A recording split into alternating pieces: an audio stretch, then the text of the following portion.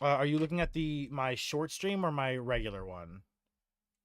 100 days Yeah, plus you're looking. live Okay, that's my update. that's my streamathon. What you want to do is go to the D&D the Orphan Guild, my Oh. YouTube. Yeah, No. and then yeah, the this is the actual vertical. Hor- horizontal. I forget which is which. Yeah, I've got I've got a Yeah. multi-streaming. Okay. Yeah.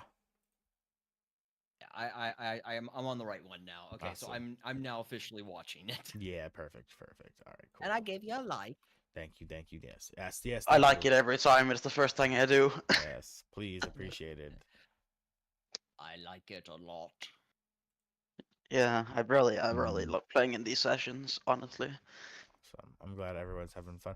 It's good to see that everyone is still having fun because I did have a dropout in my Friday session, which did make me very sad because the person their complaints were that we were missing too many sessions, which I couldn't really do anything about that. Life gets in the way. We had a player who had a very serious thing happen to them in their life, and I didn't think it was appropriate that we played without them because it was like very very serious, and I didn't think it was cool for us to just continue on like everything was okay. So I wanted us to take a week break for that, and then the week after that was Valentine's Day, and I've got a girlfriend, I've got a real life. I had to spend Valentine's Day with my girlfriend, and I didn't have to, but I wanted to. Obviously, it's Yeah, exactly. so I I had to. mean, want to? You kind of have to. It's Valentine's Day. Yeah, it's both. At the end of the day, it's Yeah. both. And so they dropped out. So I was like, oh, I guess. I mean, I can't really blame them. They obviously their Fridays are put aside for D&D, and the fact that we missed sessions. Obviously, yeah. But at the same time, their other major complaint was combat was too slow, which yeah, I mean it's I want. It's definitely something I wanted to talk to everyone about today. I wanted to wait till Zealot was here to speak on that as well. Is that I think I've definitely been realizing lately that I fucked up. I think it's pretty clear. I mean, you all know this is my trial session. This is like, Nick and Zealot are obviously new players, but Godak, Vetigar, and Atlan, you guys are my OG group, my first ever D&D group I ever hosted. We've been hosting since fucking. You guys definitely know that this is me creating my D&D style, my DM style, learning what to do, what not to do. And I think it's pretty obvious that I cranked you guys like crazy in power, and maybe was a little overzealous in what I wanted to achieve with the concept of going to level 30 and everything. And I do still want to do it, but I've kind of hit this point where these Fridays and Sunday sessions are getting a little taxing on like my creativity, what the fuck I'm gonna do next, how do I make it bigger and better every time. And I feel like I can do it, not saying that I can't, but I feel like sitting down and giving myself more time would be appropriate, not only for my mental health but also my creativity health. I don't want to burn out and stop feeling creative joy for my story.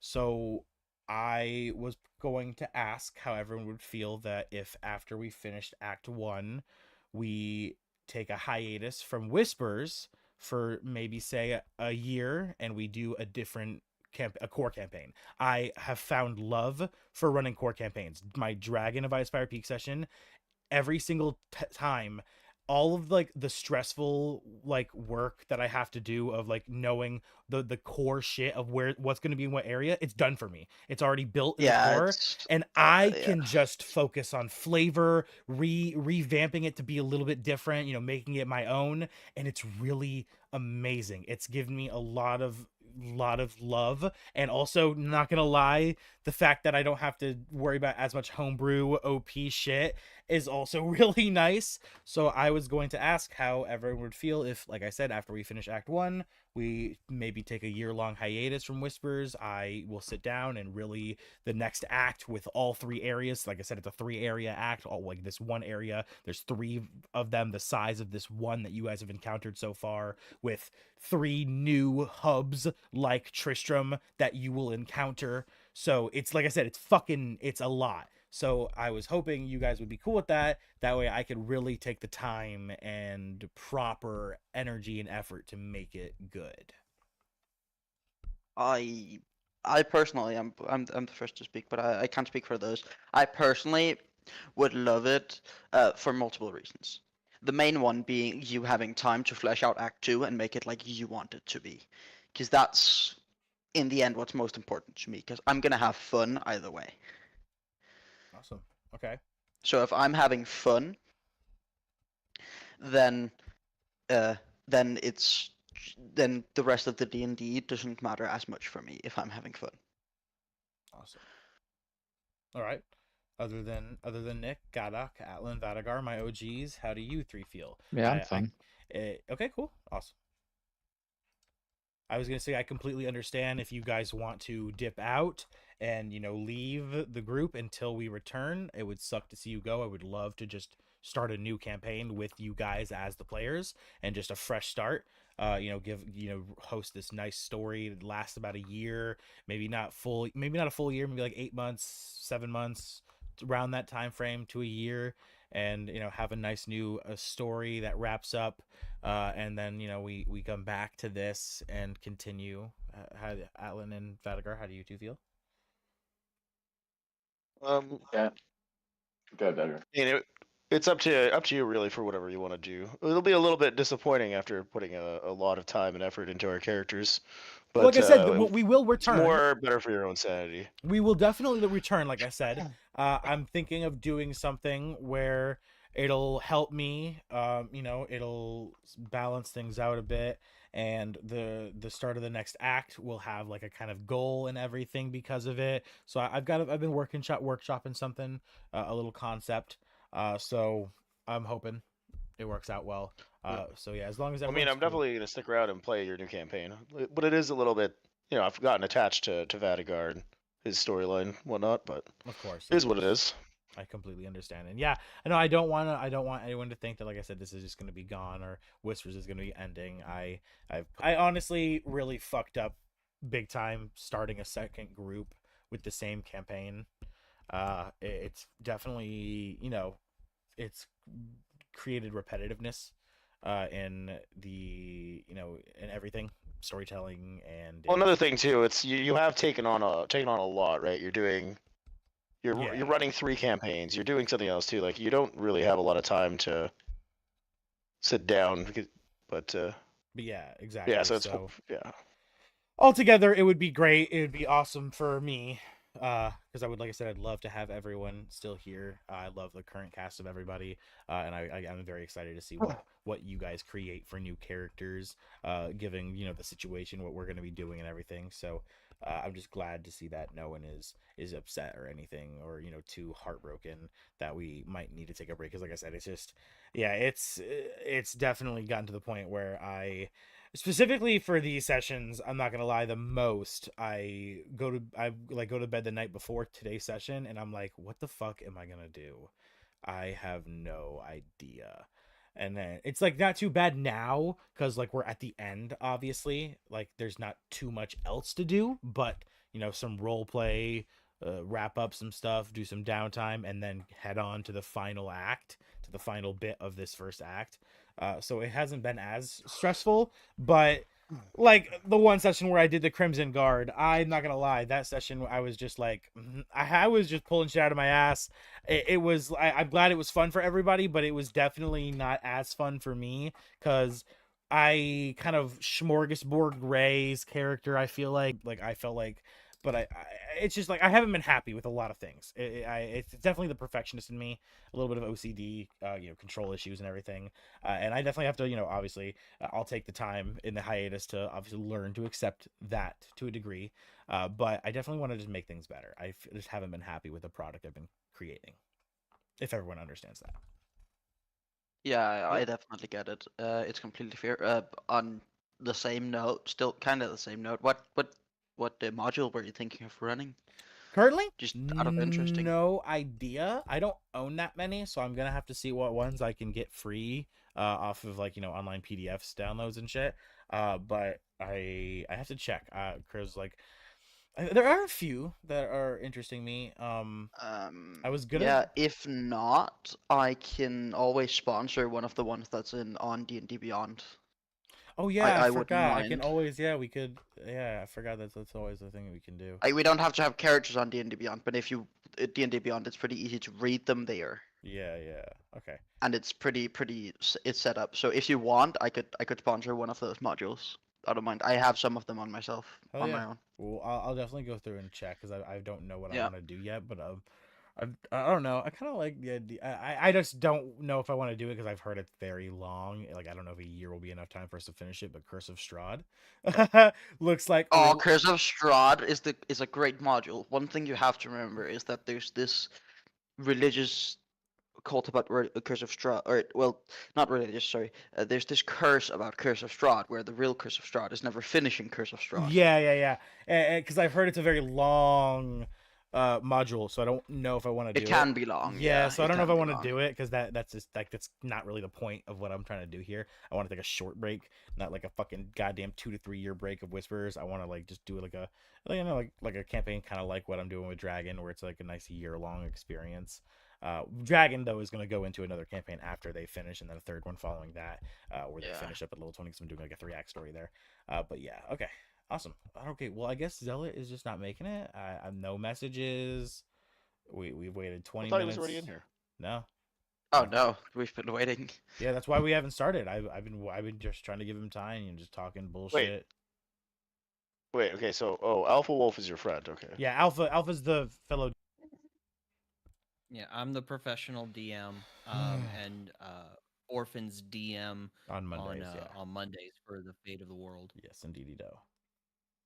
I really wish I could watch those sessions, but it's a Monday, so a weekday. I just Well, can't they are watch them. recorded. True, I could go back and watch them after, but live, show the support live. Yeah. Orphan, What's up, boss? if you are done dying over there, Yeah, I'm just hitting my pen.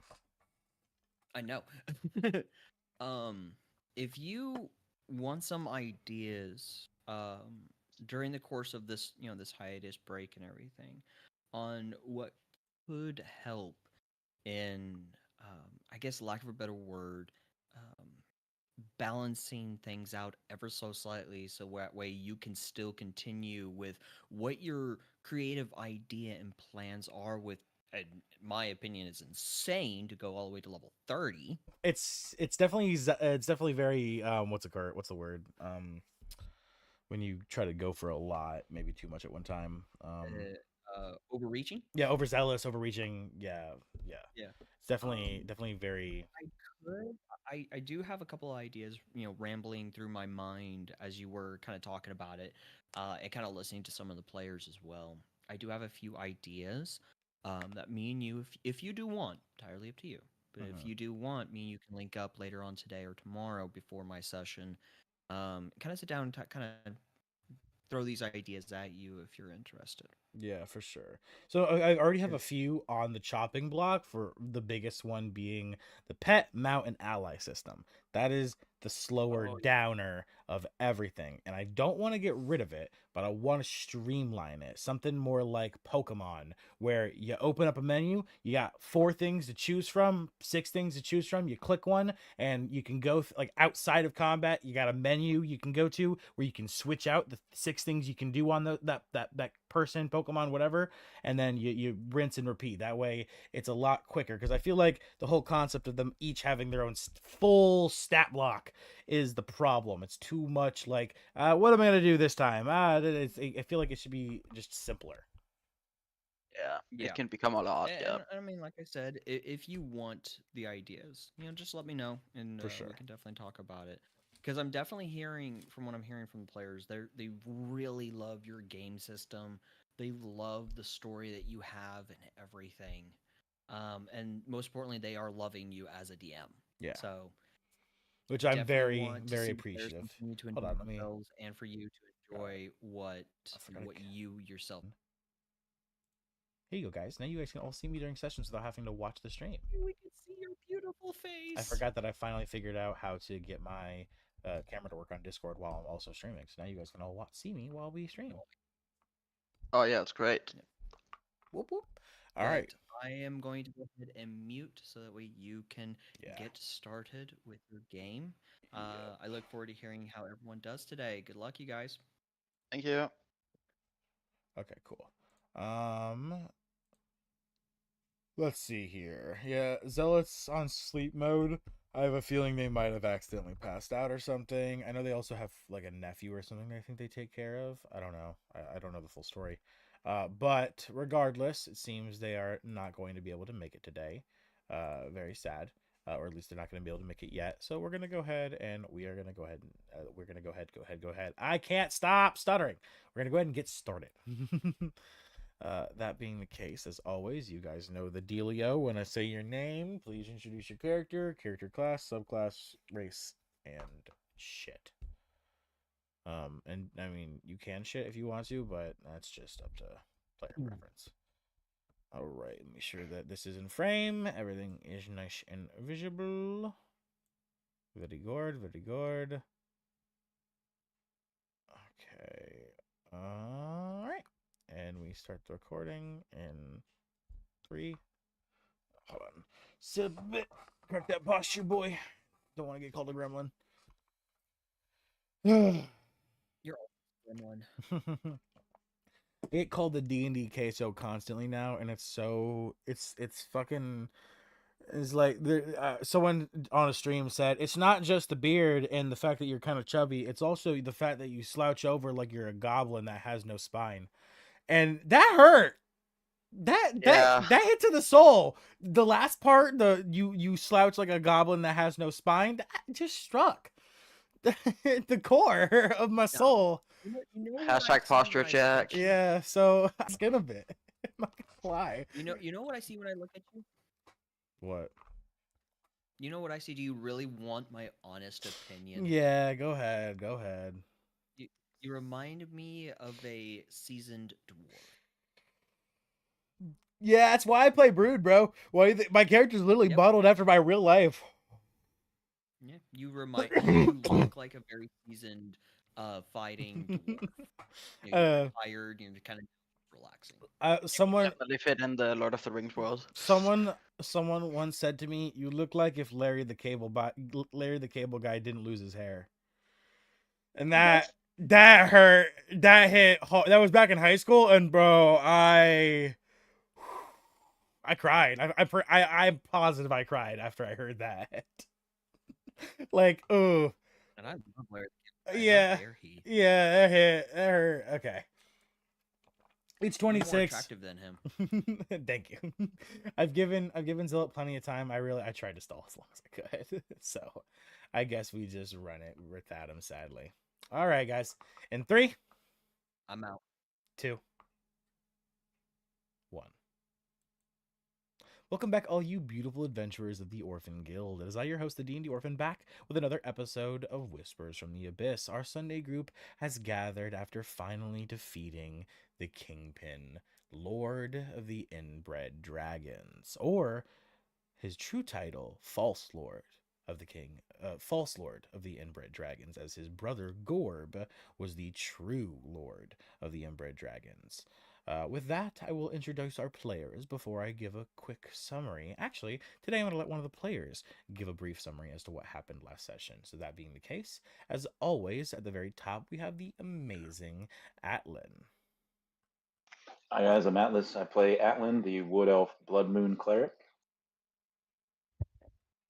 From there, we have the great Godak. Yep. This is Clark, and I play Godak, the Wildfire Druid Turtle. We always have the enamorous Emmy. Elf College of Glamour Bard. And last but certainly not least, we have the vicious Vadagar. Hi, I'm Twisted. I play Vadagar, the Dwarven Stone Sorcerer. And with that being the case, who would like to earn inspiration by giving today's recap? The last person to do it was Vadagar, so I'm going to say if someone else would like to do it before Vadagar attempts to do it, who would like to do it? I mean, I could attempt. Does anyone else? Last. Just before you do, just want to make sure. Does anyone else? Yeah. Nope. All right, good. No one else spoke. Okay. Well, what did we do last session? We finished up a fight. We had the kingpin as a sleeping ferret before we gathered around our parties with the big boss. I forget his name now. It's super Gorb. funny. Gorb. Yeah, with Gorb. Exactly. Thank you. With Gorb, we had made a we we bunched up and we were made ourselves ready to fight the kingpin, and we absolutely smashed him. And in the end, after a couple rounds of combat, we got we all individually entered his mental realm, and over the course of our turns, used our different class features to and our different magic to eventually defeat him with what I call the power of friendship. Indeed. And we obtained these sparks of power.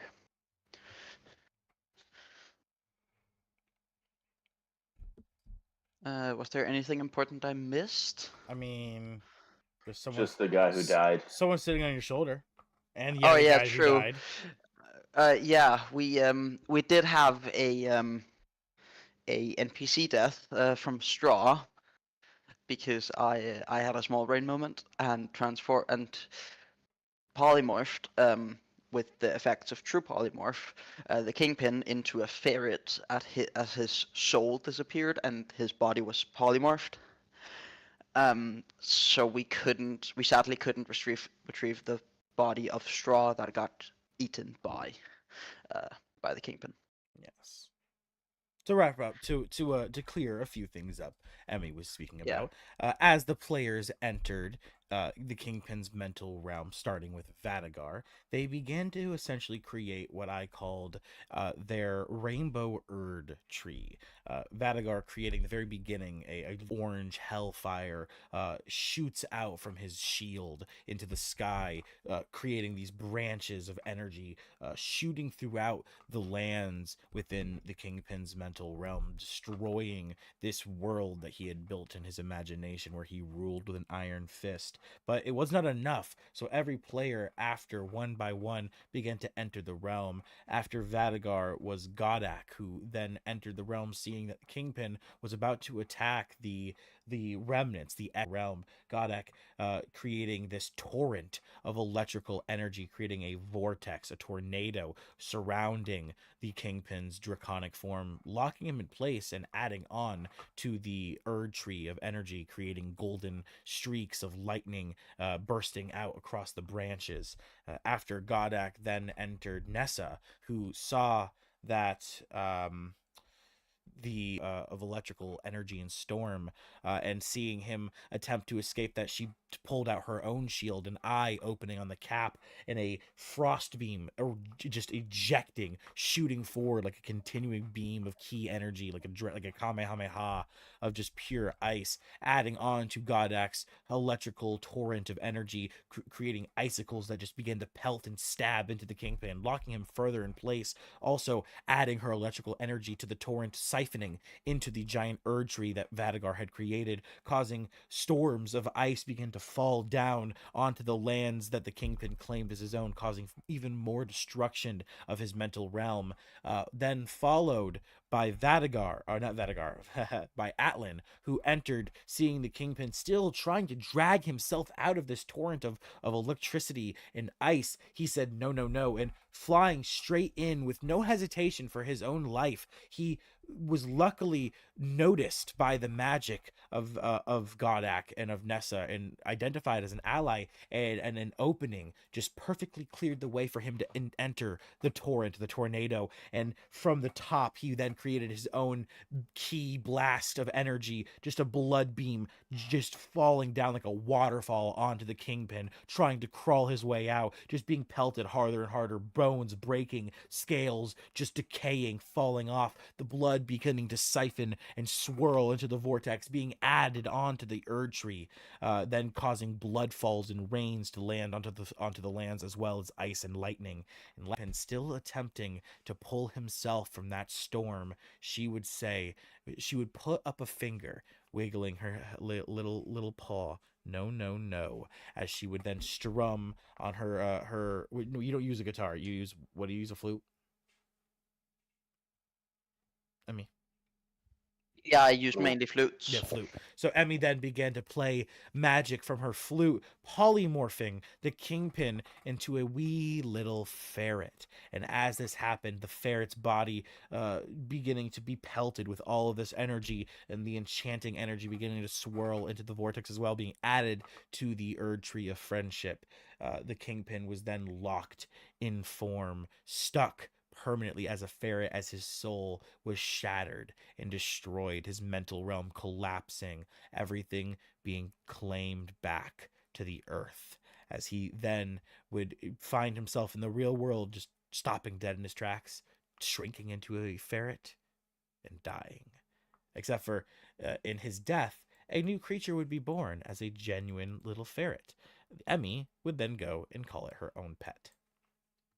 And that is not even where we left off, as at the very, very end, after all this happened, a little goblin would come running in right past Emmy, surprising her, jumping onto the couch all the way to the top of it, and looking at everyone, saying, "Oh, oh, you freeze him! You freeze me! The Masters is dead!" And that is where we left off. But regardless or not, Emmy, you did a very good job. So Emmy, go ahead and take inspiration.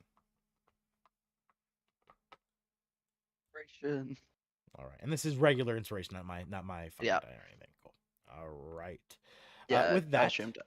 let's also get And another. with Let's look at another glaring that, thing out of the way for everyone watching the recording and the streams. You probably noticed this new wonderful overlay. If you've watched my Saturday session, you would have variations for my different sessions to help identify and make things easier, so it doesn't all look the same. But this is my new overlay for my Sunday session. Please leave a comment down below what you think about it, and make sure to smash that like button and drop a subscription as well. I want to say that now because we're only about 9 minutes into the video, and I always forget to do it early in the video, and I do it late in the video, and statistically speaking, you're supposed to do it early. So please take the time to drop a comment. Let me know what you think about the overlay, leave a like, and drop that subscription. Awesome. With that, we actually get into today's session. So whoever speaks is the first person to act. You guys are all so polite. You guys are all so polite. You know what? Fuck you guys. Then Gob's the first one to act, as he looks to all of you, and he says, "Oh, I am so happy. I am so happy. The Masters is dead. Please, please, allow me to serve the great heroes. The great heroes." As he drops to his knees atop the little, on a couch has that little like rim, the little edge thing to like the top of it, or like on like the handrails and everything. At the very top of the couch, he's just standing. He's like standing, and he drops to his knees, still on top of the couch, and he's like doing like the Egyptian bow, where he's like fucking waving his hands to all of you, like you're gods to him. And what kind of service would you be able to provide us? Os, I worship the goddess of light and healing. I can offer you my protection and aid, as I did for the kingpin.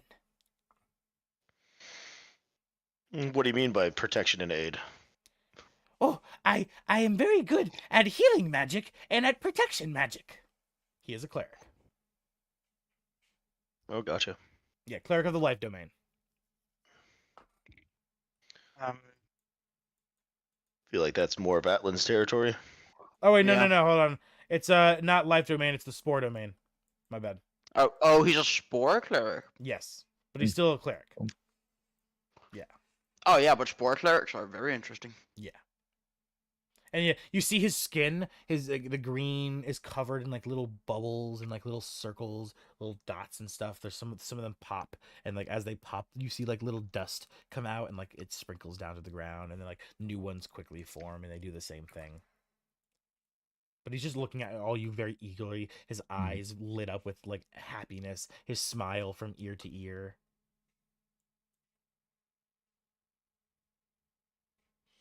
Yeah, he looks to Atlan. He recognizes the holy symbol upon his chest. "Oh, you are a worshipper of Tyrael, are you not?" Indeed, Gob. But Atlan is clearly distracted. Yeah, he's trying to talk to Alan. He sees Alan like has the holy symbol. He notices him and he's trying to engage Alan. So does Alan not even notice him? He would respond. He's not rude, but he's not trying to further any conversation. He's just responding. Okay. Gob notices and he sees he feels it's more of like a dislike for goblin thing. Obviously it's not intended to be like that, but that Gob's normally treated with disgust and kind of ignored.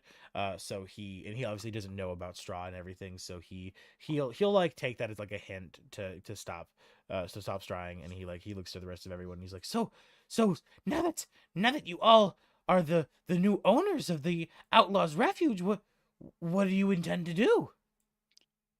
I was about to ask you, Mm, what do you know about the Outlaws Refuge and the day-to-day of the people that live here? Well, on Mondays we have starvation and lashings. On Tuesdays it's boiling our hands and then eating rats. On Wednesdays it's being stomped on by Gorb. That's the whole day event. On Thursdays, usually more starvation, and that's a whole day event because the Kingpin likes to eat in front of us and show that he has food and we don't. And then on Fridays, he finally lets us relax. And by relax, 4 of us have to fight Gorb and the rest of us get to watch. Huh. So, well, that's gonna have to change. Do you know where the Kingpin keeps all his valuables? He looks around and he says, I know where he keeps the pile of treasure, but and he looks around and he looks back to Alan and he says, unless he's very good at decursing things, it might not be very useful to you all yet. As he hops down from the couch and he begins to shuffle his way over here, walking all the way over to this little area right here, where obviously you see this has no door. This room has no doorway, and that is because he begins to like grab onto different books, trying to find a specific one, and he finally finds the right book, pulling on it, and then the whole wall begins to shift and move as this room is actually revealed to all of you. You all can finally enter it and really see it. There is a bed, but directly next to the bed, where obviously there it doesn't show anything. I can just hold on. I'll just do a little circle of yellow, yellow, and yellow. This is the hold on. That's not a circle. That's a line. This is the pile of gold right here. So yeah. So he opens up this doorway, and you all can now come in and see this. And he hobbles in and he jumps up on the bed, and he shows he kind of like ta-da, like does a little pose and thing, and he kind of wiggles his hands like pointing at the gold. And Vedagar, you follow him. I see you on the map, and you see the pile of gold, and you instantly notice what he's talking about. It glimmers purple for some reason. The whole pile, swords, there's swords, there's crowns, there's shields, goblets, amulets, gems, just piles of coins, all just stacked within this entire right side of the room. It's just piled up. It does, the little circle doesn't do it justice. It's the whole room. That side is covered like a goddamn treasure chest. But like I said, all of it glimmers purple. Interesting. And this is just his wealth. This is not any sort of like a armory that he's been hiding, is it? Oh, he doesn't do armories, or he just piles gold and treasure. That's all of his shit. You see swords, you see like shields, like breastplates, helmets. Literally It's like a horde. a dragon's horde. Exactly. It's a dragon's horde. And then, so Arisa probably would have been following me. Yeah. Take her slumbering dragon bow. Where is it? Dragon's Wrath, bro. Yeah, that's it. And and she's going to stick it to the dragon's hoard. So this weapon is decorated with dragon heads, claws, wings, scales, draconic letters. When it steeps in a dragon's hoard, it absorbs the energy of the dragon's breath weapon and deals damage of that type. Well, the Kingpin did force damage, and he didn't really do any special damage types because like I said, he was an inbred dragon. He wasn't really special. But I guess force damage. It does now force damage. All right. Still one of the strongest breath weapons. Yeah, so force damage. Strictly speaking, core D&D. Like in core D&D, there's like 3 creatures immune to it. Anyway, all right. And while she's doing that, I'm going to kind of like mentally speak with my father to shoot a message to Thaddeus that we've secured the Outlaw's refuge, and there's some stuff here that I need him to take a look at. Okay. As Arista does this, however, she notices. Wait, do I? Wait, hold on. She notices that the energy being pulled in is not just the energy of her new power within the bow. There's something else also beginning to siphon inside, and before she has the light, as the bow also begins to glimmer purple, it quickly, at her hand holding it, you see her skin begin to fuse and mend with the bow. It begins to like snap. You see the wood and like the scales of the look begin to turn to flesh, and it begins to like grow veins. And as you see, it begins to like mend and become part, like one with her. Like, well, your shield is similar, where it's like it's part of you, and like you have to cut yourself off. You know, the shield is still a shield. It's physical. You know the material to be what it's like, whatever it's eaten. You know, it can be steel, wood.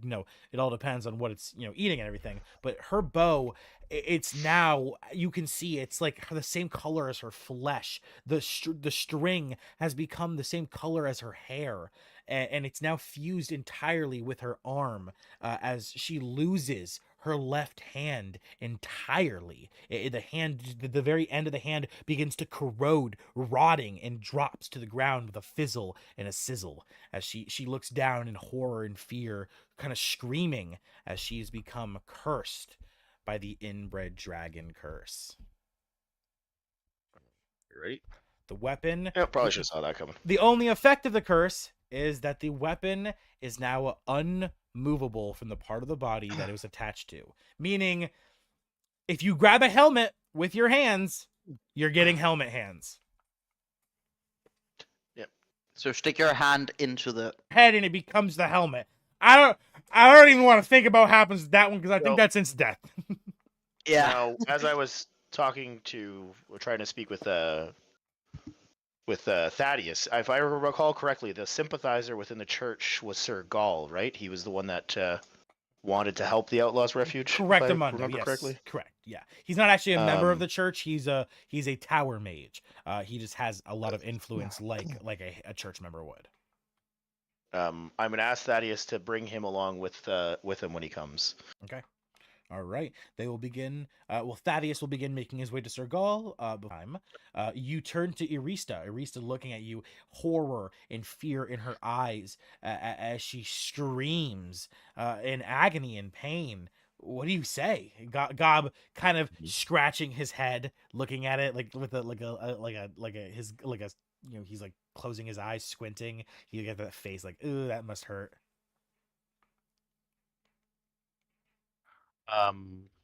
I will activate one of the spells that I borrowed from, I believe, Atlan?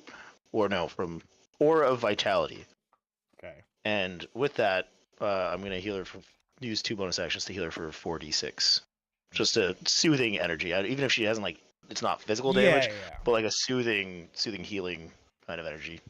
Roll a 4d6. I want to see how much it is. That'll depend on how soothed she See will if it's a become. plus anything. Or Godak, that was your ability, right? I believe. Aura Vitality. I have Aura Vitality, yeah. Yeah. Let's see, do I have a spell slot though? No. It's just because you gave it to me before. For a second I thought it was Atlan because he's the one that. I also have it. Well, it's one of my spells, anyways. She stops screaming The pain definitely subsides, but she's definitely still panicked. Her heart racing. You can see her breathing very very quickly as she keeps looking from you to her arm, you to her arm, you to her arm. I hold out my arm, kinda. I'm like, it's a little unnerving at first, but it's She, not impossible to deal with. But no matter what, we will try to remove whatever curse has afflicted you. she holds up hers, and there is, unlike you have a hand. She has no hand any longer. It's just gone. It's just a bow. Like, so imagine the bow's like the long part of the bow. It goes like right off her wrist, and then the string, so she could aim like this and pull back the string with her other hand and fire. Was she like, yeah, like Edward Scissorhands, or Rista Yeah, Bowhands? yeah. She now has just a bow for one of her hands. Yep. Okay. Yeah, that's what I'd say to her. She looks at you, and let me roll.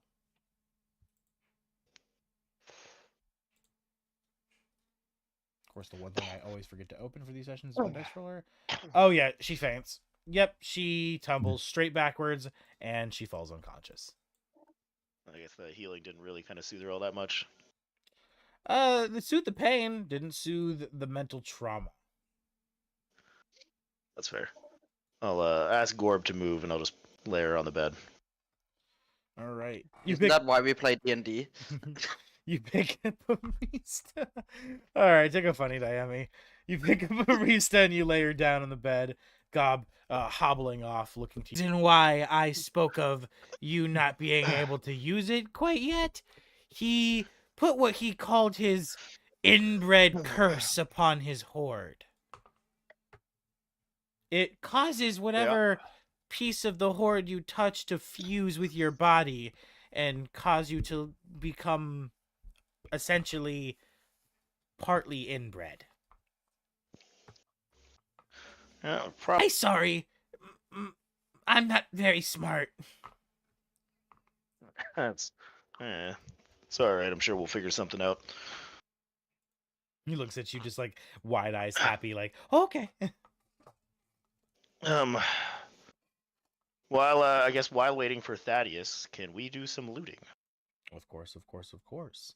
Other than the I specifically want to check out this room that Arista found. yes, you hobble on over to where she found a grate in the floor, popping open. She popped it open and left it as such. You hop down into the grate, and it comes to like a little tunnel, like a little. It's like only like 5 foot though. You're able to quickly make your way to the edge of the tunnel, and you find yourself at the very edge of this water. You look down, and it's like it's a steep drop, like maybe 40-50 feet straight down into the water.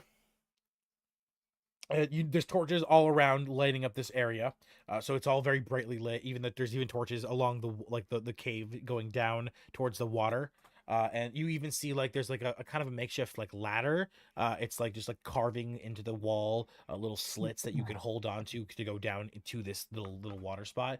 But you're right now you're on like a little cliff edge, and you're gonna have to like shimmy your way across to get over to like this bigger section of land. Like so you have to go like this way. You know I can fly, right? Oh.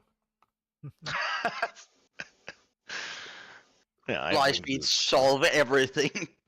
Yeah. Right. So Like, you do so. yeah. Make me look like an Hey, idiot. wing boots. What is it? An uncommon item. Yep. You wing boots over, and you fly over to the little platform, in the little, the cave. And looking, what you can see in front of you is like a little trough, something, maybe a food storage area. You see 2 barrels with 2 like next to 2 like maybe like furnaces, something maybe to cook meat or something, and in both of the barrels they're covered in flies. You can smell the pungent smell of meat. It's not necessarily rotting, but it's getting close to that point. It's just a meat in a barrel. How long does that stay fresh? Not long. So any really amount of time. Did I notice the creature in the water that Arista had noticed? No, not yet. The first thing that caught your eye was definitely this platform here, all this light, and the smell, the pungent smell. And you can now see, like I said, it's two barrels of meat. and furnaces. Furnaces. Yes, the two like Like a glowing. smelting, No, like a like smelting furnace. like for cooking food. Oh, so like cooking fires or whatever. Exactly. But they're not just like campfires. They're like little machines, like little. You see like there's like slots for them to put meat in. They're machines. They're not, like I said, they're not machines. It's like a furnace, like where you would stick coal or fire in, but it's like a little platform for cooking meat. Like you stick it inside, Yeah. and it cooks the meat like a pizza brick oven, Yep. All right. like that. Two of those. Interesting. Does it? Can I gauge for how long? Like, can I gauge how low the fires are to see like how long ago maybe someone stoked these fires? They're magically lit. It seems they just never extinguish. Interesting. Do I see any tracks? Because like this meat, obviously, if it hasn't gone bad, something's been here recently. Can I do like a survival check to check for tracks and whatnot? Survival, nature, perception, or investigation. Whatever roll you make will decide Survival, what kind of answer I give you. So let me know. nature. I'll just do survival. Okay, survival. Survival, that is a wisdom-based thing, right? Believe. Celestial guidance on myself. And then...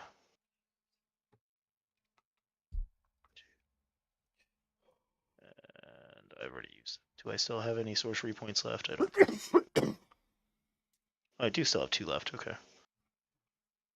Let's just roll this first. Plus 3. It's 19. 24.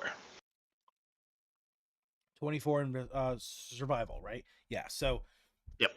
looking at the stuff in front of you, you're able to quickly identify that these are machines that these you're able to notice that the furnaces, they're melted to the very earth itself. You didn't really notice it before, but the stone, it's just as if the ground grows into these things, and they've been lit for what seems to be a very long time. Looking inside, you can see that the charred like sections of the meat, like where it burns and like it grizzles, it's not been cleaned very well.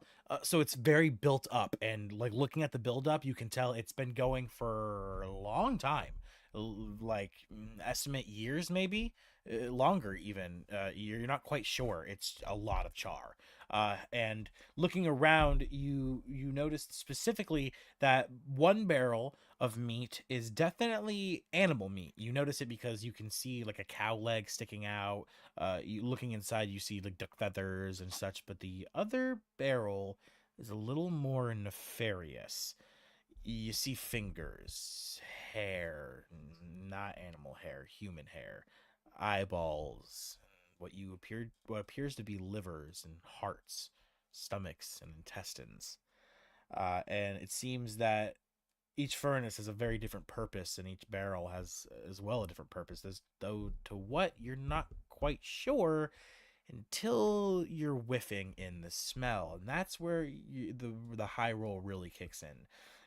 Deep breathing in, smelling the cooking meat, and the smell of it all, you get dragged to the edge of the water. Something wafting from below. Smell of that same kind of meat, but a little older, drier, saltier. Looking down, you see inside the water, sitting atop of it, just floating, is a couple chunks of this cooked meat, several various, so you can see some of the animal products and some of the human products as well. And as you're looking at it all, you see the water shake, wiggle, bob, and then suddenly something jumps into view and then quickly out of view, grabbing everything that was floating and dragging it deep, deep underwater. You catch it with just a quick glimpse, but it seems to be something shiny. Do I notice anything of it? Like, how big is it? It seems to be long.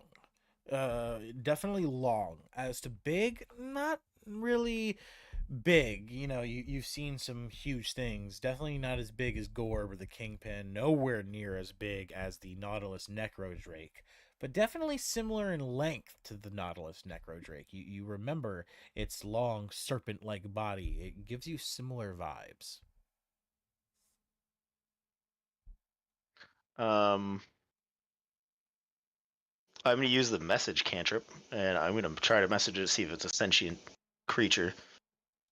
Do you in the water, do you understand common? The water goes still instantly. I thought I would never. Oh, is this even going through Discord? Hold on. It's cutting out pretty hard. I don't Yeah. hear anything you're saying. How do Really. you, is there a way to change Discord's like threshold rate of what it catches and doesn't catch? 'Cause this is a Yeah, there problem. is How do I in do the this? settings. In the settings, voice and video, there's a input sensitivity. Okay, voice and video. Okay. Where do I do it? So you're on voice and Oh, video. There okay. should be a bar. Yeah. Yeah, input sensitivity. Okay, automatically determined. Okay, I have to change that. Okay. Do I turn it? I don't know which way I turn it. I feel stupid. I don't understand. You move it to the left to turn it down. Okay, so turning it down is what I want to do. Yeah, because then it's how many decibels you want to speak before it catches it. So negative is good. Having it in the negative. Negative is good. Okay, Yes. okay, got it. I'm just gonna leave it at that, and I'm gonna hope it works good. All right, and then I'm assuming I have to save this somewhere. No, I don't. No, it's autosaves. Oh, that's nice. Okay, cool. Awesome. All right, let's try this again. I didn't think anyone would ever find me again. So you do understand common. My name's Vadagar. Who are you? World, the one destined to eat the tree. Eat the tree. What tree? The world tree. So what you're saying is you're a creature that's bent on the destruction of the world?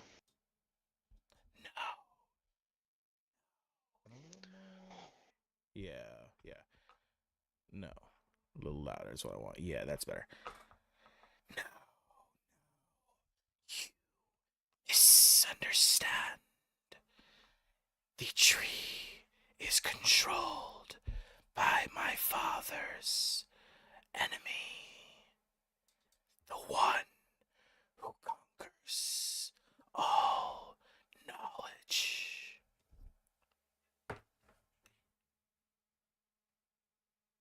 Who's your father?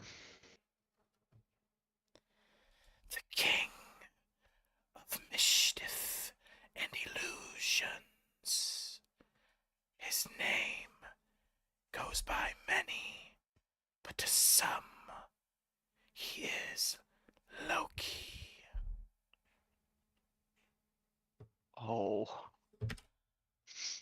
Do I recognize that name at all? Have I heard it anywhere? Feel like a history check or anything? Does your world have the Norse pantheon? As guardians, essentially. I think they are. Yeah, Hephaestus. I mean, I know Zeus's pantheon is in the Forgotten Realms. Let me see if the Norse one is. I don't believe the Norse ones are closely connected to dwarves. Actually. Well, there you go. Then yeah, you probably dwarves would. are often around. I mean, Yep. they have their own pantheons too, but it's normally dwarves. Yep, they are. They are in the Forgotten Realms pantheon. They are, so that they are official. So yeah, and you being a And dwarf, if they were closely tied to dwarves. yeah, you know but based off that, you recognize this instantly. This is Jormungandr, the World Serpent. Had about this. Oh, I this remember this about is Loki and this is one Jormungandr. of the biggest myths to your people, being closely related to Norse mythology and the dwarves. You know that this is essentially a savior of your people. This is the creature meant to kill Thor or attempt to kill Thor. There is theory that he is knocked back in time, though it's never known whether or not it is true. But the best hope to full reign of the Asgardians is indeed this is one of these creatures, along with his father Loki, and his two siblings, Hel, the Raven Queen of Death, and and Fenrir. I believe it's Fenrir. Yeah, Fenrir. Fenrir, who is the Eater of the Moon. So wait, I thought those are the bad No, guys. they in are the Asgardian good. mythology. No, that's just in Marvel. In actual mythology, I mean, in Odin. actual mythology, Odin is a it's piece of shit. more- He deserves to die. I stand on that Yeah. forever. I stand that forever. Yes, I agree. If we talk actual mythology, it's not as It's much not cut and good dry. evil. Yeah, it's not It's cut not and dry. cut and dry Yeah. because all the Jotun, the giants, are forces of nature and therefore not evil, but just are. Natural. Yeah, and they're meant to Yeah. exist, and Odin attempts to go against that natural order, and the dwarves in the mythology, which means to your people and your culture, Yes. they are the good guys. So in my eyes, I Absolutely. I would like worship this kind of being. Oh yes, this is definitely like this. You're meeting a myth and legend to your people right now. Did you say that your father's name is Loki, and yours is Jormander? Yes. Yes. It seems someone remembers. Finally. What are you doing in this realm? A mage. This realm is not the your home realm. You're from my realm. That I do know. A mage, a man cloaked in black, pulled me from my sea, the ocean that I lived in, and put me in this pond, forcing me captive underneath that putrid, inbred beast. Anyways, how I'm gonna come down here. You are a myth among my people that thought to have vanished a long time ago. But we stand with you in your ideals. Can you show me your true size? Maybe I can help you get out of this particular area. Yes. Give me just a moment. Laffer, if you ever need help with the Norse mythology, I'm right here. I'm born into it. 1 second. I actually completely forgot to make an image for this character, so I'm doing it right now. Oh yeah, also a quick reminder, I have the golden dice right. I got it last session. Yes, you do. You'd have and then you give it to. Did you get it at the end of no? So you had it. I You got had it. I for got last it. session. Yeah, no. Nessa had it for last session and then gave it to me. Okay, so you all right. Okay, fair. I mean, not that I'm most likely not gonna use it. I don't really do As damage. I for was gonna his, say it's I was just gonna, as for his full size, he currently is in his full size.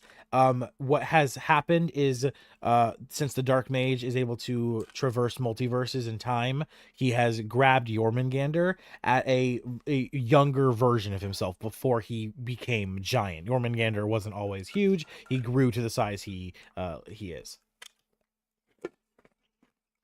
So this is a smaller version of Jormungandr. It's just like a baby. Yeah, they do. 1 second. Of course, my AI shit is not working right now. There we go. Finally, make me a good image, you dumb bitch. That is not. You know, honestly, I'll take it. That's pretty sick. Fuck it. If That's what not the fuck it. This is what Jormungandr looks like in my universe. You know, it's homebrew. I guess that's the fucking beauty of it. It's homebrew. if not the God of War, the God of War one is also pretty good actually. Yeah, I just like using AI images because I don't gotta worry about copyright and shit in the future. I mean, I've changed some Oh people's yeah, images true. right now, 'cause, like Vadagars and everything is technically still no Some bueno. random picture off the internet. Yeah. Okay, and download. All right, we've got Jormungandr. I'm going to go ahead and add him. It's not where I need to add him. I need to add him in characters. I guess I'll put him in NPCs because that's what makes sense. Add, and add. This is what Jormungandr is going to look like in our universe. Because this is what the AI gave me. So I like it. All right. he emerges from the water. You see his flowing golden mane. It's like a sea dragon's mane. His fangs, his long above the water, beginning to float. You see different little tendrils and stuff coming off the very end of him, splitting off into multiple like little tails, kind of like the Emperor Leviathan from Subnautica. If anyone knows that Oh, they're reference. great. Oh yeah. I definitely have. Yeah, so exactly like that. So yeah, and he looks to you and he says, "This is my full size. I have just not had the room to grow in a very long time." And you said you speak of this mage being your enemy.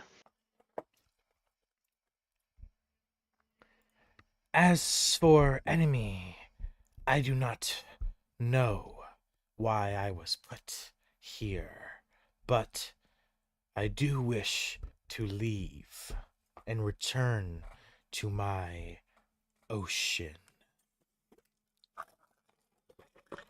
Also pulled to this realm against our wills, and at some point would like to leave as well, but the same one that we hunt. He's the responsible for a lot of destruction and chaos in this realm. I am very sorry for that, but I have a mission given to me by my father. I must stop Thor. I must return home.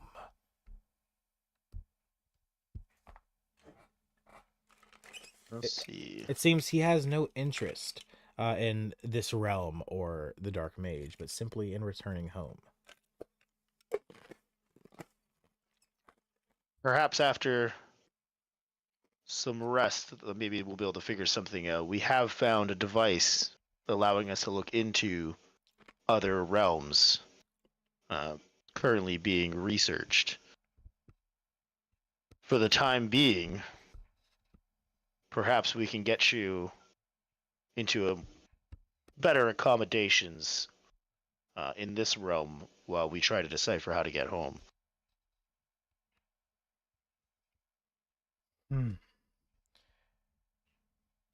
If it is realm travel you speak of, that may be something I can aid you in.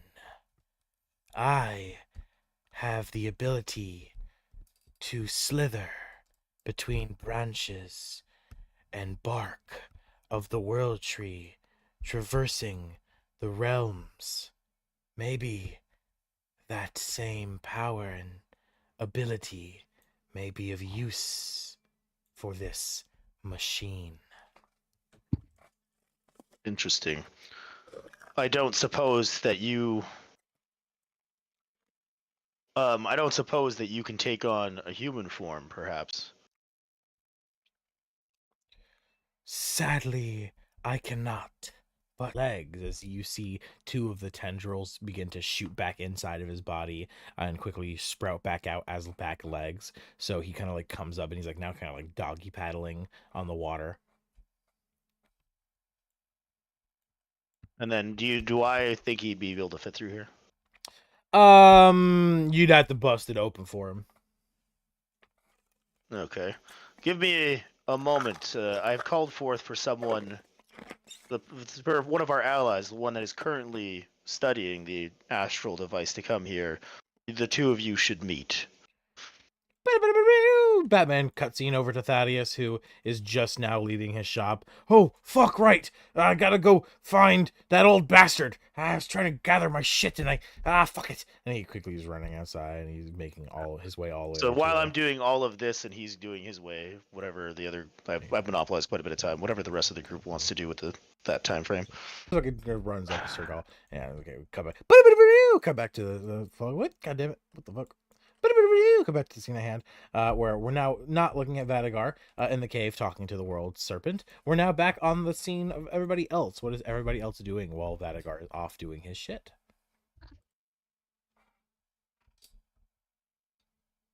Yeah. Emmy Uh, would. No, go. Maybe searching this room a bit, I guess. So you're searching his public bedroom. That's the bedroom he slept in publicly. Okay. You hop in, you run inside, and you begin to look around. The most prominent thing you see, of course, is the bookshelf.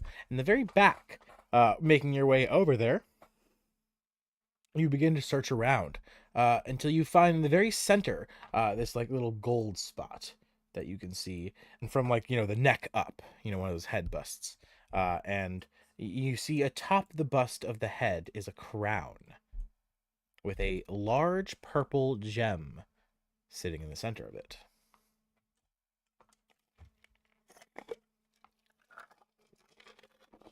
Do I have double check.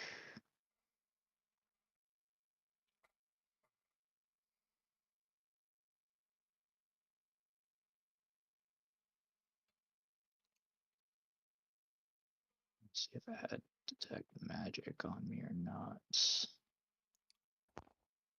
It doesn't look like I do. I guess I'll need to make a check to see if it's magic or not.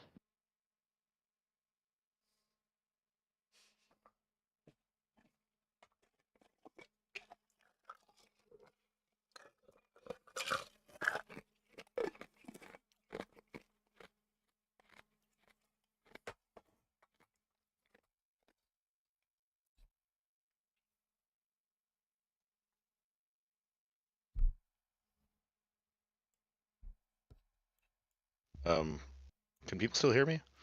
Yeah, I can hear you. we're just waiting Okay. for. Nope, just Godx thinking what he wants to do. Yeah, I'll need to make a check, I guess, on the crown. All right, go ahead and roll magic or Arcana. That'd be Roll, Arcana. roll magic. Dumbass. Dumbass. head. Rolls a, Yes, rolls a spellcasting modifier. Exactly. Yeah, I have 0 in my Arcana, so great roll. Oh. Godek, Yeah. this looks like one mighty fine crown, bro. And as far as magic wise, you're sure there ain't no magic on that bitch. It's fine, man. It looks like a mighty good crown. It's awfully shame that it ain't on anybody's head right now, man. Could I perhaps roll Arcana to see if there's any magic in the area? Of course, I don't know he's picking up a crown, but just for general magic in the area. Oh, you don't even gotta worry about that. There's magic all around you. Every room you sense different magic coming from it. There's a lot though, and you definitely don't notice, the intricacies of all of it. Okay.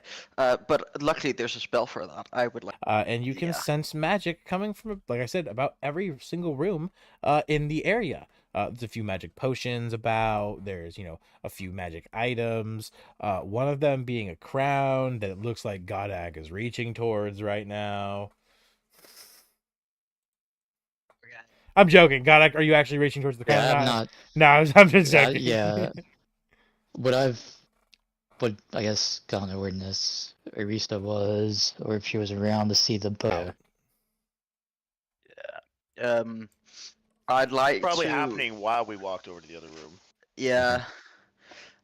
I'd like to detect what the crown is about before I go yoink a bunch of potions? Oh yeah, it's you can detect what school of magic it is, and it is contract magic. Okay.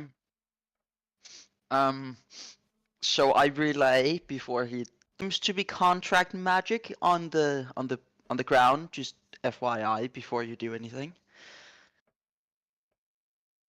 For example, contract magic would be like a soul contract, stuff like that. Yeah, yeah. So maybe don't go touching it before we can like figure out what it is. Maybe touch it. Don't be a bitch. I mean, Personal the ironic part opinions. is the spell identify requires touch. Yeah, exactly. It's Touch it. Do it. Touch the ground. One of you, touch the ground. Do it. I'll call out to the. Oh, let's see. We see Luca. Hey Luca, grab this crown. Luca looks over at you and he says, I don't know about that one, my friend. And he comes walking up to you and he looks at the ground and he You know what it says, is? he looks at you and says, oh, I mean, my friend, if you don't want it, I mean, I guess I could take it off your hands. As he begins to like look greedily at it, like reaching his little fingers towards it.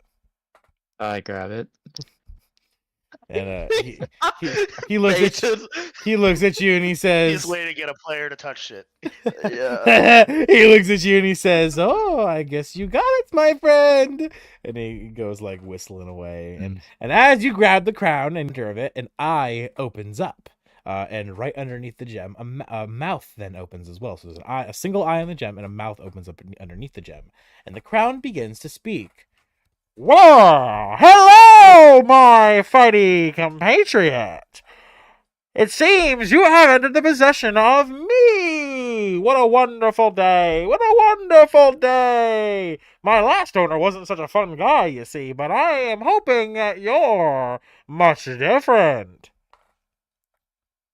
And the crown begins to speak like an announcer from a baseball game. Oh, I was thinking 1920s radio. Yeah, similar. Yeah, about the same quality of sound. Go to Yeah. go to a stadium. Then you I guess I'd rank. Is this yeah? Is this in his mind or do we all hear it? No, everyone hears this. Yeah, everyone can hear Okay. this.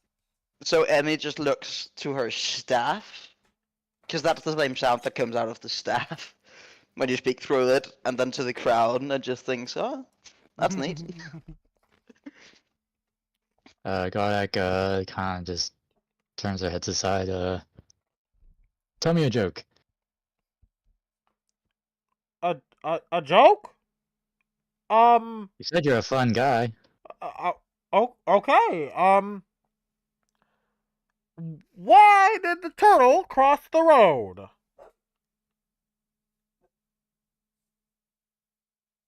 Why?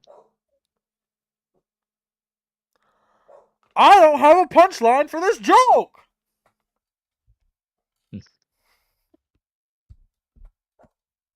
Yeah, I guess He's not a funny crowd. I don't. What the uh fuck you? He's not a joke teller. I don't know. I didn't have anything prepared. It's not funny. Godax just like, whatever, throws it in his bag. He's not intended to be funny. That caught me so off guard. I didn't know what to do. I didn't have a Tell joke me a ready. joke. I didn't have a joke ready. You put me on the spot so hard. It's like when you're at a party and someone says, "Hey, bro, you're so my friend's so funny. Wait till he's funny." He's so funny." And he grabs the dude, brings him over. Be funny, bro. Alright,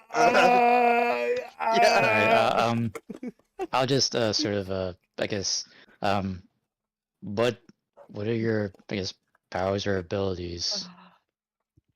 There we go. Now that is the question to ask. I am the owner and proprietor of this fine real estate. As soon as you place me atop your head and claim ownership, you will officially claim the title as the Outlaws' Refuge leader. That is the contract. As soon as you put this crown on, Gotcha. you become the new leader of the Outlaws' Refuge. You claim the title. I would Yeah, guy, is he a probably good guy? not. Yeah, I'd probably not put that on my head yet until we talk to the rest of the group. To Along, determine what to do with this area. along with becoming the owner of the Outlaws' Refuge, you also have the ability to change the name of the place. You can also relocate it with a simple use of this crown. Upon placing me on your head and finding a new place for the refuge, you can then relocate it with a simple use. Essentially, you can now move the Outlaws' Refuge. Come in handy. Just Oh, basically take the Bastion and mechanic from 2024. and along with being able to move it, you are also able to change the room's shape and size of the environment. The last owner used it to create a giant fighting arena in the center, along with this personal private chamber, leaving everybody else with nothing but a floor to sleep on. So it seems the Kingpin, upon coming into the ownership of the Outlaws' Refuge, used the crown's features to change its shape into that of what it is now, the giant fighting arena with no room for anyone to sleep except for some sitting locations and such, and then a large private bedchamber for himself. Okay, so I asked the crowd, has it always been called the Outlaws Refuge? What was it called before? What have you else been Oh, used for? before the Outlaws' Refuge, I was owned by, yes, the Angel Inarius. We were the private chambers for the angels.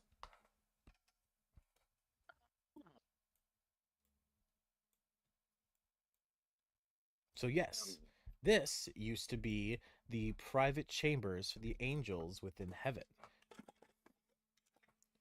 That's a pretty powerful item. It's essentially a moving fortress. Oh yeah, Gotcha. that might be really, really useful for a party like ours that likes to do downtime and craft things and I would train also things. This is for the ask Act the 2. crown, how would we, if we wanted to change who's the new king of the outlaw refuge, would it be just simply giving someone else the crown? Yes, indeed. Whoever owns me is who places me upon their head. Okay. And might I say, you have a mighty fine-looking dome, my turtle friend. Gotcha. We're Get to still. halfway I would. through Act 2. Yeah, I would. Yeah, so I would probably. Yeah, at this point, I just probably hold on to it, but I would probably like just kind of have it like. I would almost be sort of carrying it around, kind of like if if someone had like a helmet under their arm, something like that with the crown. Yep. I This just is kind of hold on to it till everybody groups back up. Oh yeah, out of character, I will definitely tell you all this is meant for Act 2. You won't actually be able to use it till Act 2, and there will be a reason why you will want to use this rather than returning to Tristram every time. So you that being the case, we cut back from Godak with the crown to Atlan now, who hasn't really had any time to do much yet. Atlan, you grab onto the side of the couch. You hold yourself in place, trying to keep steady. As all the times with straw play through your head, the moments of fun, fighting, camaraderie, sharing drinks, and the promise you made to Sir Gaul to keep him safe. What are you doing? Yeah, essentially he's just kind of standing there. I imagine, you know, he's not walking around the room, maybe sort of pacing a little bit or just kind of meandering aimlessly, as he's obviously lost in thought, um, trying to figure out what to do or what to say. And, like, he's a mess. Yeah, you see Nessa passed out unconscious on the floor, just lying. It's like you can hear her snoring fucking throughout the entirety of the bedchambers. Her loud fucking groggles and fucking gurgles in her sleep. And as you pace around the room, Riley sees you and he comes walking up to you and he grabs onto your side, trying to stop you.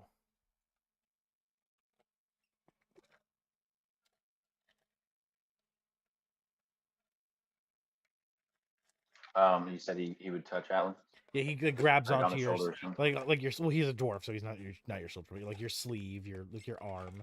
He kind of just tries to grab you and stop you. Atlan would look at him but not say anything. Ah, um, I'm sorry, Atlan.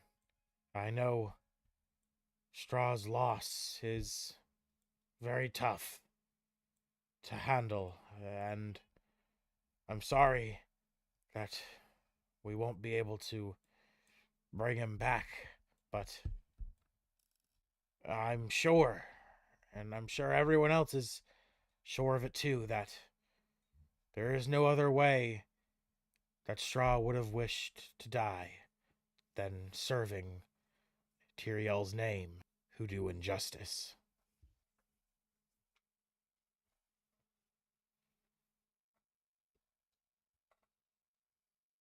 I believe your words are accurate. It will take me time. I I do understand, but Atlan, if you do not notice, there is someone in our midst who needs help, maybe as much as you do. That little goblin. It seems that he has been owned his whole life from what the stories tell. I found this, and he holds up a journal, and it right in the smack dab in the center, it just says Gob's journal, and he says, "I found it underneath the couch. It seems he must have dropped it in his excitement. The fellow has been in the Kingpin's ownership since he was a baby. He was forced into service of a god that he doesn't even understand the concept of, and offers anyone aid simply because he thinks that is his purpose. I believe maybe you can show him how to live his own life." Gob comes scampering back in, looking around. He sees everyone and he comes running up and he jumps up on the little sofa over here and he just sits down, just sitting patiently, just looking around, watching all you. Riley kind of goes hush hush and kind of whispers and he's like, "But anyway, just keep that between us."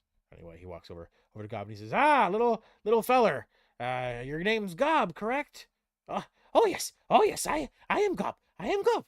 And Riley holds out the journal to him and he says, I think you dropped this, feller. Oh, thank you very much, thank you very much." And he grabs it and he holds onto the journal very tight. And he just continues to sit there and look around as Riley begins to walk out of the room.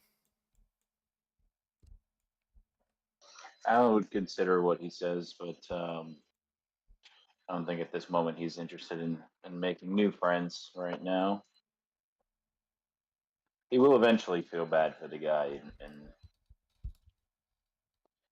inquire more about him, but Alan still would like to stay shocked. Okay. Of He course. watched his buddy get like eaten, so Of course, yes. Anyway, as you pace around the room, you all begin to hear footsteps coming up the stairs from outside as Master Thaddeus and Sir Gaul make their way into the scene. Let me just grab them both now. All right. Thaddeus and Sir Gaul begin to enter, making their way up. They look around and mesmerized in like looking at the structure. As they get all the way over to you all, they say, do you all recognize that this whole place is made of magic? I've never had the opportunity to step foot down here myself, but it's quite impressive." Thaddeus turning to all of you, looking around, he says, where is Vadagar?" Vadagar, as he says this, And it's at that time we cut right that you back hear to a loud you. Yeah. So at that time, you hear this loud crash as I'm busting open this wall to let him through. Yeah, just doosh, and you hear crumbling stone like an explosion as Vadagar comes fucking just shoulder through the door, fucking wall flying through, busting it open, and then if anyone steps your Jormungandr, his claws crawling up the wall as he grabs onto the stone floor, pulling himself into view. You see the giant golden beast with a long body his long serpent body following behind him as he crawls up top, and he looks to Vadagar and he says, "Thank you very, very much, my dwarven friend." You're not a problem for a creature of your status. You're highly revered among my people. Now let me introduce you to my friends, and then just lead him this way. Just the crown reacted Uh, all to him No one, smashing a no one, wall. no one be alarmed. This Nope. creature is from my home realm, worshipped as a deity there, and has been trapped here by our quarry. You all see the Jormungandr come into sight as Vadagar comes walking into the center room, talking to all of you. You see from around the corner of the wall this creature ground, but as if he's crawling along the wall, which he is, as you see him slither his way in, he taking his giant arms crawling along the wall, crawling all around the sides of the ceiling. You see his body trailing behind him as he enters the whole way. You see the very tips of his tail finally enter view as he clinging to like the sides of the entrance wall and the roof. He's looking down to all of you, looking at all of you. He says, "Hello. It is a pleasure to meet friends of the mighty Vatican." Yes. And me having traveled across the Sword Coast, would she have encountered depictions of this being in her studies? Sword Coast, Forgotten Realms. Yeah. What? Roll history.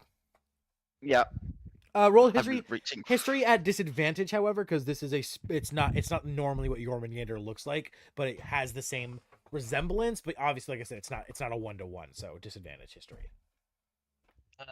Still at 11. Yeah, you definitely the tail, the serpent-like feature. It takes a bit for you to figure it out, but when he then speaks his name, I am the mighty Jormungandr, son of Loki. It snaps in your mind and you figure it out. Oh my god, this is the legendary Jormungandr.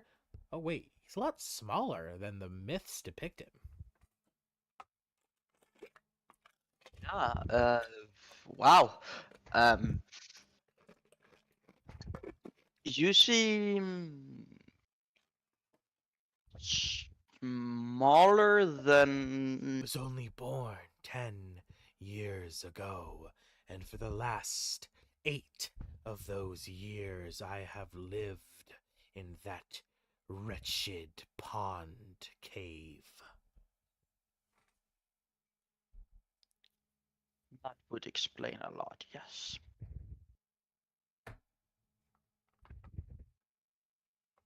And by every second of this conversation, you all notice his scales and body begin to widen pretty fast. Like by every second, he's getting bigger and bigger. You gonna be okay to get out of here if you get much bigger there? He looks to you and he says, "Worry not. I will make sure to leave before it is too late." So, Thaddeus, Jormander. I can't pronounce his name. Anyway, Jormungandr. Jormungandr, here has knowledge of traveling through the realms that I think he might be able to help the astral device. Thaddeus looks at the creature, looks to you, and he's like, "Ah, yes, a Jormungandr. I'm very familiar with this term." Looking to everyone else with like wide eyes, very confused, like, Any info? Does anyone know what the fuck he's talking about? Like she doesn't really whisper, but she like plays it off as a whisper. God from, well, where we stem from, I guess. Oh, oh! I'm Well, in the not presence of not a God, but mythological creature.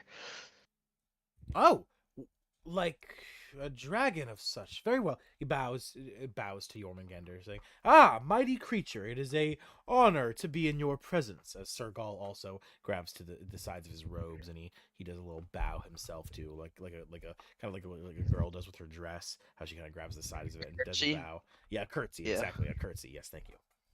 Um, as Sir Gaul looks around, he notices someone's missing, and he looks to Atlan and he says, "Ah, Atlan, where is Sir Straw?" Very guilty look on her. She looks very guilty. She gets a little pale.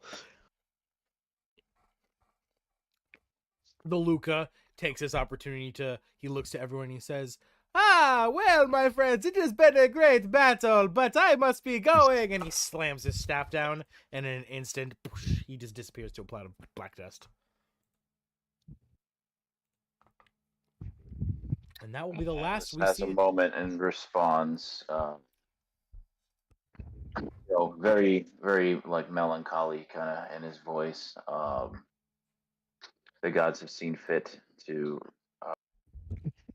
Oh, Sir Straw has passed on. That is very saddening news. I must take my leave. I have business to attend to. Wait, Sir Gaul, that's not why I asked you down here. We needed you here to discuss something. Yes, Vadagar. We've rid the outlaws' refuge of the Kingpin, and now we need to figure out what we're gonna do and put in place here to aid the denizens of the outlaws' refuge. I asked you here as you were very sympathetic to their cause, so Yes. I believe this should suffice. And he slams his staff down on the ground, and you see a piece of paper begin to float, and then another one, and then another one, another one, and they all begin to compile together. And then he snaps his fingers on the other hand, not holding the staff, and a leather bind begins to wrap around the pages, creating a book. And the book floats over to you, Venegar, and lands right in your hands. Looking at the book, it says, "Incriminating evidence of Priest Maxi."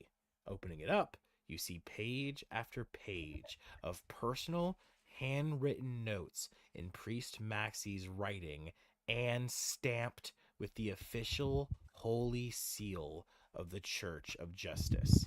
Each page, one after another, roughly a few hundred of them. Some pages documenting exchange of food and supplies, including that the Kingpin has been selling Priest Maxi the corpses of thralls to serve to the citizens of New Tristram. what was it with you and making us eat people? Oh man. Okay, so as disturbing as that is, I want to kind of shelf that for a moment. And also, DM, you really just gave us another side quest to do before we beat the app. You're just done. Gotcha. That's simple. Anyway, Hits. but also Thaddeus, Priest Maxi, I need you to take a look at something, and I want to bring him over to this room over here. Okay. As Priest Maxi is a holy man, Sir Gaul. I believe you might have. Oh yeah, sorry. And he's Sir not a Gaul's holy man. He's man. a wizard. He's a mage. Well, wizards still have the ability to remove curses and whatnot. Yeah, Oh, you I can have bring him over. dispel magic. I also have dispel magic, and you've seen me use it. So if needed, you... Well, yeah, but this is also a curse. And Thaddeus. Yes, Thaddeus will come over as well. What do you? Yeah, that's why I kind of asked him here was to take a look at this kind of stuff. Yeah. What do you make of the curse that's been laid on here as well as our ally? They both walk up to the pile, the horde, making sure to be very careful as they instantly notice it to be cursed. And they look to you, and Thaddeus says, "Ah, it seems to be a dragon's curse. I feel that is obviously clear. But there is more to it." "Ah, yes, there is indeed more, Vadagar. It seems this curse is also infused with the Dark Mage's magic." "I do concur, Thaddeus." And they begin to talk back and forth to each other for a moment before they turn back to you and they say, "It will take some time, but maybe we can remove it.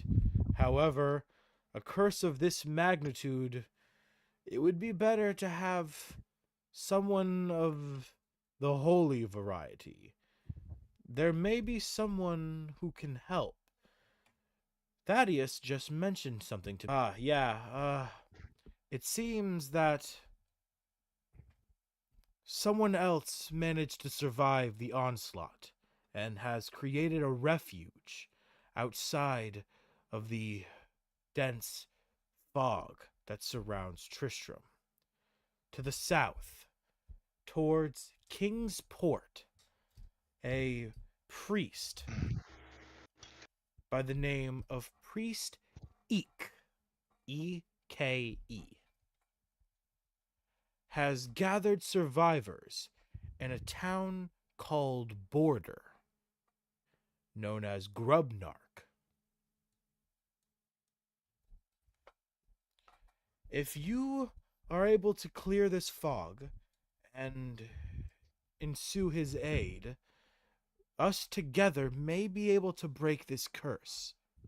I cannot guarantee me and Sir Gaul alone can do so." Sir Gaul nodding his head, agreeing.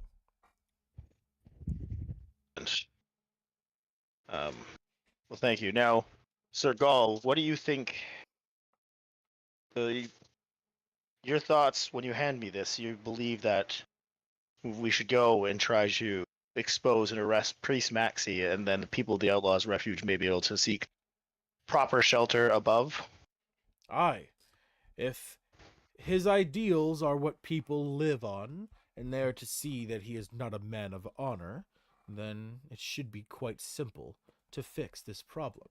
The only reason people fear the creatures that are not human outburst in this war, people lived in Tristram in harmony. Orcs, elves, dwarves. Well, I mean, dwarves are much rarer, of course, and most have been long since gone from Tristram, but you understand what I mean. Yeah, indeed.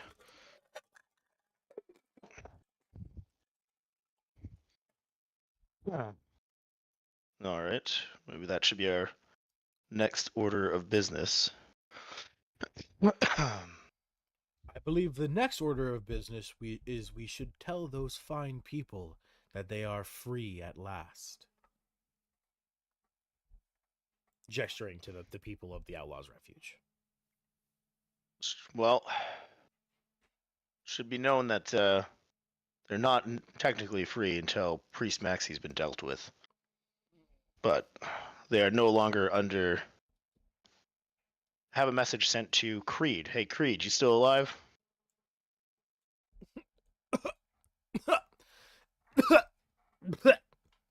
Yeah, I'm okay. Everything's been dealt with. You're safe to return to us. We can also provide you some healing if you're injured. Don't worry, I'm with my sister. She's a healer. She's taking care of me now.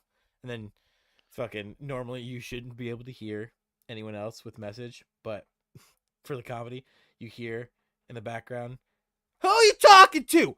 Get off! You better not be talking to anyone when I just fixed your ribs. If you're breaking them more, I'm gonna break your neck." All right. As Well, it's like a phone just- hangs up, just- like a click, as you fucking realize he's no longer there. all right. Well, he now knows that the Outlaws' Refuge is done. Then Thaddeus can't do anything to help with that curse. Gotcha. And then Thaddeus, do you want to I'll leave you with your mander, your whatever. Yeah. I'll leave you two to discuss that. And then I'll notice Godak holding a crown. And before Godak even gets the chance to talk, the crown, the eye darts to you. You notice the eye on the gem, and the mouth opens and says, "I am the mighty crown of the refuge." Okay. What he said. Do you know anything more about this? Yeah, apparently we can control the environment of the refuge, whoever is the quote-unquote king, by wearing the crown. Interesting. Well, I think it might have lately be called king, but it is the crown is infused with contract magic, so it is probably more the contractor in speaking in magical terms. Yeah, exactly. What do you mean by the contractor? The contractor of the crown, the wearer of the crown. Yeah. I use detect magic on the crown. It is infused with content. Has control over this area, and we can change it to our liking. Interesting. And we can change So- its location. This outlaw's refuge hasn't always been here? No, it used to be. It used to be the sleeping quarters of the angels in heaven. Oh. Which Very interesting. I wonder if there's obviously any. doesn't fare well for the heavenly realm. The last request of a certain individual. That really piques my interest. I want to learn more about it. I've got petals or whatever they are. Yeah. Interesting. Okay, and oh, then oh, right, the petals, right. Yes. They begin to glow. Yes, they begin to glow. The closer and closer you walk to the crown, the brighter and brighter they begin to glow, as the crown begins to glow as well. And as this happens, the crown begins to go, whoa, what is happening? What am I? Wait a second. Whoa, where am I? What the fuck? Why am I? You see the crown kind of shaking, like it's trying to move. Where are my arms? Where are my legs? What the? And the eye darts around, begins to look at everyone. who am I speaking to? What? I'm Ablazius, one of the angels of the heavenly realm. What have you done to me, you foul beasts? It's not I who've done anything to you. We've simply liberated this this place from an evil being. So, you're saying that someone else did this to me, and now I'm not- just moments I'm not ago I sure. was sleeping. I don't understand. Seems like you were under some sort of spell or control. What was the mother's name again? God, I fucking. Oh, the golden woman's all. I don't believe you've learned her name yet. Just the golden woman is all I believe you now. I'd ask. I was gonna ask. Does the name Tyrael ring a bell? You mean my brother? Of course, I know my brother. Tyrael might know Ablazius? more. What's his name? about Ablazius? Angelius. His name is Angelius? Angelius. Yeah, I pronounced it wrong. Angelius, I believe the Golden Lady, your mother, had a final request for me when I met her. And I touched one of the petals to the crown.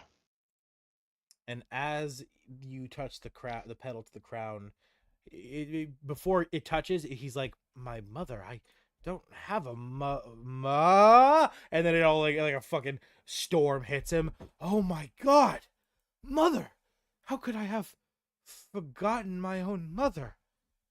What kind of son am I? As the crown begins to weep, you see tears begin to fall from the eye on the gem, landing to the ground. He takes a deep sigh and he begins to sob for a long, long time. If I recall correctly, I do believe she had mentioned that it was your father who wiped your memories. Of course. Dear old dad.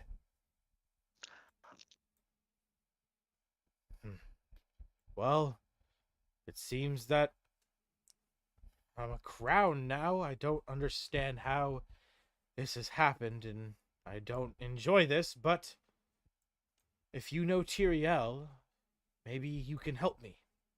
Is there any way you can get me to him? Of course. What is the last thing you remember about your brother?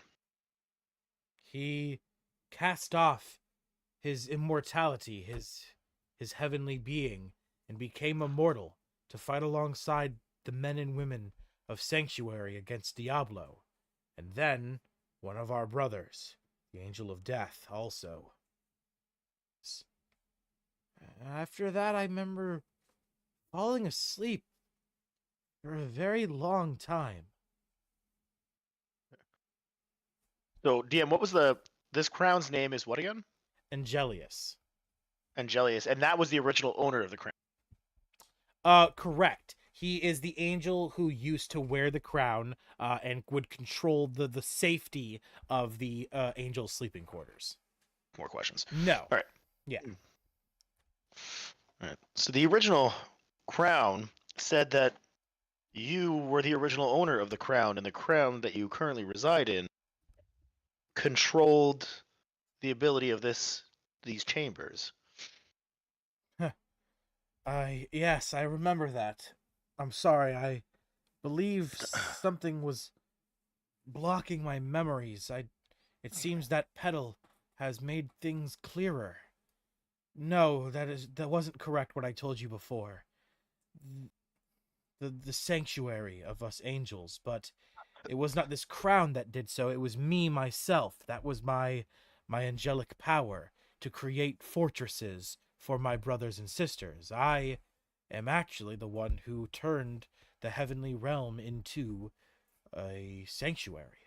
Before it was just wildlands of clouds and light. I myself created the walls and floors that the angels would walk upon. But it seems now that power has been fractured, weakened, essentially, and now I am limited to creating this puny environment. Did it absorb the petal when I touched it to it? Yes, the one petal is now gone. You lost one petal. May it sound like the bad thing. This is exactly what I'm supposed to do with them. Correct. I just forgot that you had them. That's it. I forgot. Yeah. Are you an angel or a god? Since These terms are the same thing to us. Angels, gods. It is all but the same. There is those stronger than us, though. My mother and my father. They were the strongest of all of the divinities. Yeah. Blah. words, I know. Okay, well, that is. Believe your mother exists anymore. She had stored her power within the and transferred herself into me when I was summoned here. One of her parting wishes and gestures was handing me these petals to give to her children. That does make sense. I did not have hope. Although she did mention that she couldn't give one of these to Tyrael since he had abandoned his immortality, so I don't know if that means anything to you. It saddens me, but it was his very own choice to do so, and I do not fault him for that. Oh, very well. I suppose we should bring you to Tyrael since we need to go speak with him anyway in regards to this priest Maxi business. Indeed. Let us make haste. Trying to the crown begins. Right. I do not have a body.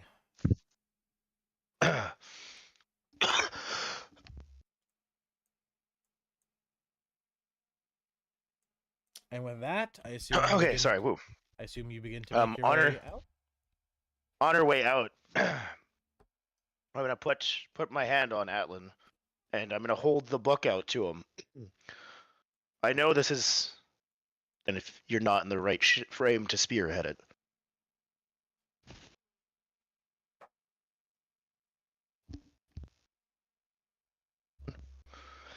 Do you say anything back, Alan?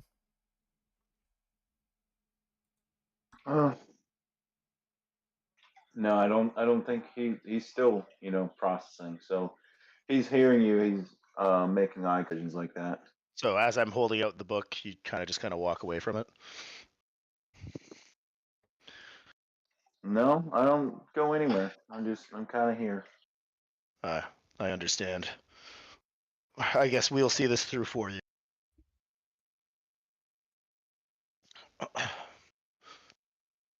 I trust you. And then I guess we go back to the tavern. I'm assuming Yorman goes with Thaddeus. Yes, Jormungandr and Thaddeus. You see Thaddeus grab onto Jormungandr, and like a blink, you see them both disappear. Now, because Riley didn't react when he saw it, but if it is a dwarven deity, what would have Riley done when he saw him? He's Riley's a dwarf of these lands. Okay. Yeah, so he has no idea what the fuck Jormungandr is. All right, I'm gonna go ahead and store him there, and perfect. All right, with that, there are various like health potions and stuff around. If anyone wants me to give them some potions, I can. I feel like Of course, Well, I was Emma gonna was say, gonna yeah, go look for search. them with her Yeah. tech magic because they got detected. So she'll. Yeah, I was gonna say we'd probably on our way. We'd probably thoroughly search the area, but instead of actually like role playing it out, if you want to just make it easier. yeah, what I'm gonna do is I'm gonna roll a d6. Emmy, you find 6 potions. You can choose any potions of rare quality and lower. Okay. Yep, great. I'm just gonna make it easy on myself. Choose 6 potions of rare quality or lower. Is there anything else to scavenge through this area? Yeah, I mean, not really. All of the weapons and shit were stored in his hoard. Potions, most Emmy found pretty much all of them. And Jormungandr was the only hidden. The gold and the reward for the fight is a setup for Act 2. I'll be honest, the whole curse and everything is set up for your quests for the next act. All right. Right. Okay, dokes. All right. With that, I'm going to go ahead and grab everyone. Or actually, first, before you all leave the Outlaws' Refuge, as you leave Vadagar, I will say that you're heading the group. As you leave the Kingpin's chambers, Riley following ya, Godak. Oh wait, what about Arista? We can't just leave her. Oh, right. I will And probably Nessa. then I'll yeah, and we're just gonna lay Nessa down in the bed beside her, and then I guess we can leave. We'll leave Willow, Riley, to watch over them and keep them safe, just in case. For simplicity's sake, rather than leaving anyone, let's just fucking. Riley will carry Arista because he's a big boy and he can. Well, not a big boy, but he's a hefty fellow. He'll carry Arista. He's a sturdy guy. And Willow will carry Nessa since Willow and Nessa. Well, I can carry. I'll carry Arista, and then Riley can carry Nessa. I was just gonna have Willow do Nessa. We're sturdy. All right, I mean, yeah, that's fine. All right, cool. All right, so Nessa. The sturdy dwarves. And Arista carried by you. Then we'll go lay them down in their Hold on. in their rooms. 1 second. We're gonna do some role playing first. All right, Vanagar attached, Riley attached. Emmy, you'll be following behind Godak and Mortem. I was taking potions. Yep. And then last will be Willow, and Atlin will be literally trailing behind by a lot. Gob will also come out with you all, jumping down the stairs. He'll jump up to the as you all begin to exit. Pouring out of the vomitorium, which is a exit way in Roman terms. As you exit the vomitorium, and you see the Outlaw's Refuge before you, you all see a sight of hundreds and hundreds of individuals all standing and staring at you. And the second you all walk out and they see every single one of you, Atlin trailing behind the very end, they all begin to cheer as Gob jumps down all the way down the stairs onto the table, and he lifts his little goblin arms into the air saying, "Heroes of Tristram!" And then everybody in the crowd all begin to chant together, "All hail the heroes of Tristram." All in unison, as Sir Gaul stands atop one of the large platforms, and he looks to all of you with a smile as he stomps his staff on the ground and disappears.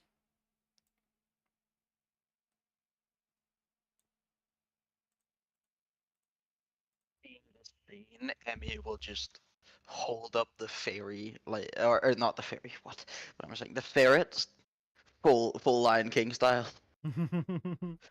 And everyone looks, they all kind of look to each other confused, but then they just all go, "Woo! Woo, ferret! Ferret!" They all just start chanting, "Ferret! Ferret! Ferret!"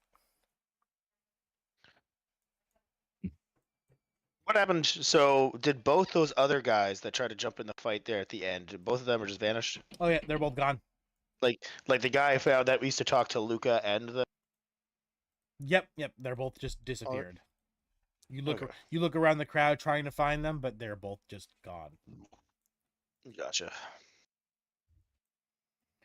And as you come down the stairs, what do you do? What do you say as all these people chant, calling you all the heroes of Tristram, worshiping you all? What do you say? What do you do? I've been doing a lot of talking, so I'm gonna give time for other people to answer. When Emmy held up the ferret after they stopped chanting ferret, she'd probably say something along the lines of, "This is what remains of the kingpin." Everyone falls to a hushed silence. Oh my God, that's the kingpin. That's all that's left of the kingpin. Did the kingpin own a ferret? I didn't know the kingpin owned a ferret. I guess he liked ferrets. That's kind of weird. I mean, yeah, he was the kingpin.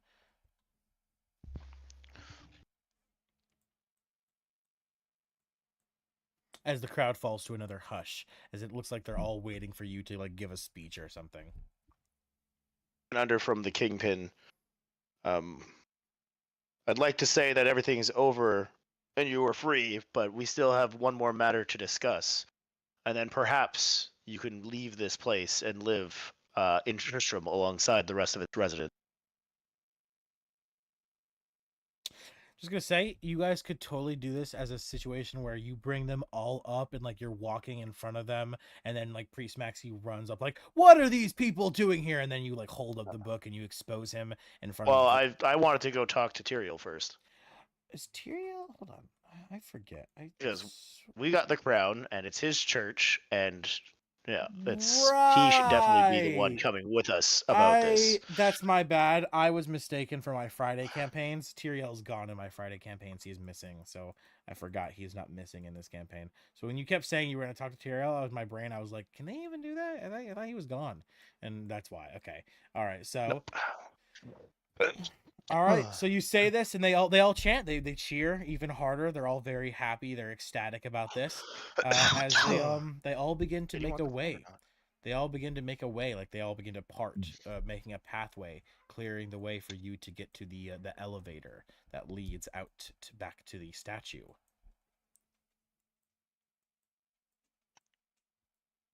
while we're walking towards the elevator, I will use prestidigitation to make small flowers that I just toss as we go.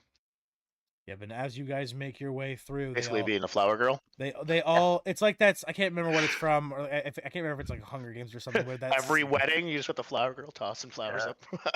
like the different people kind of reach out and they like kind of touch you, and they all look at you with glee and happiness in their eyes as you all make your way to the elevator, opening it up, and you step inside. Rays, you all begin to slowly see light seeping through the cracks of the door as it begins to slowly slide open, revealing the little ladder that leads up to the statue. As you all see, the statue's platform begins to lift and spin, raising until it's open entirely and you all can exit. Exiting outside back into daylight for the first time for what feels like Only about 10 minutes. and you all see the break of day as you all see Gorothra, Gorath, and Sarkoth gleefully waiting for you to return, and upon seeing you all, you see smiles burst on their faces as they all run towards you, and they all give you big happy hugs. Gorath walking up to you, Atlan, he looks down to you, seeing your sad face, and he says, "Where is Buddy Straw?"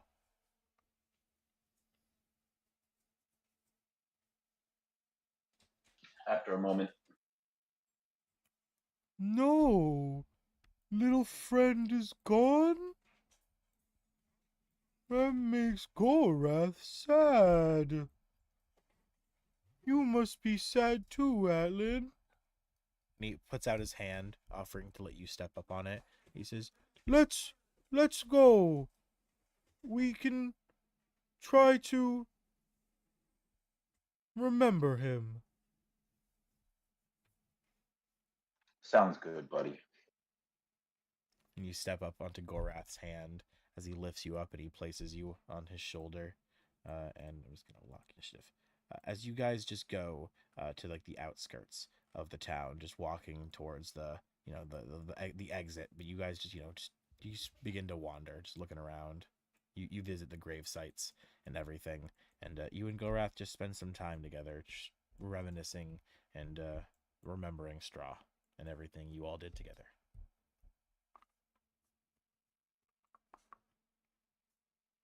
And as the rest of you all see Gorath leaving with Atlan, you know that they need this. They have to go and get some time to themselves. So, what are the rest of you guys gonna do? We're going back to the tavern to talk to Tyrael, yeah. Okay, Vadagar, And to deposit our friends. you hop atop Gorath, or Gorothra, not Gorath, and Riley hops atop Sarkoth, carrying Nessa, and you guys quickly make your way back to the tavern. Kodak, you're coming with us too, right? I mean, you Yeah. do. So, I mean, we're not gonna fucking dart ahead of everybody else. We're traveling in as a group. Yeah. Okay.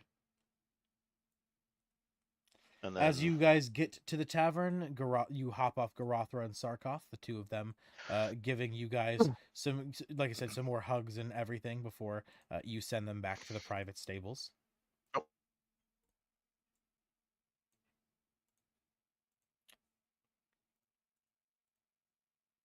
Okay. And Gorothra and Sarkoth will go back to the private stables.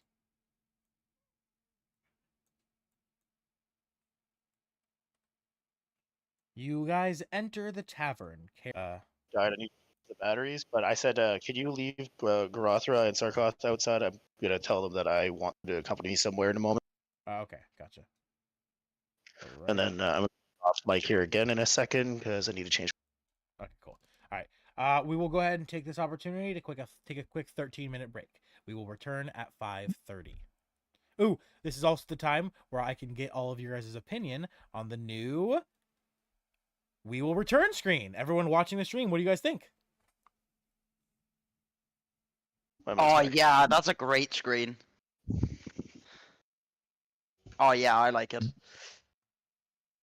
With that,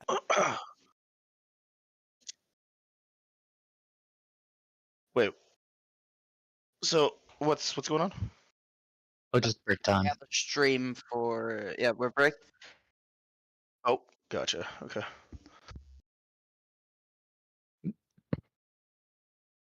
Alright.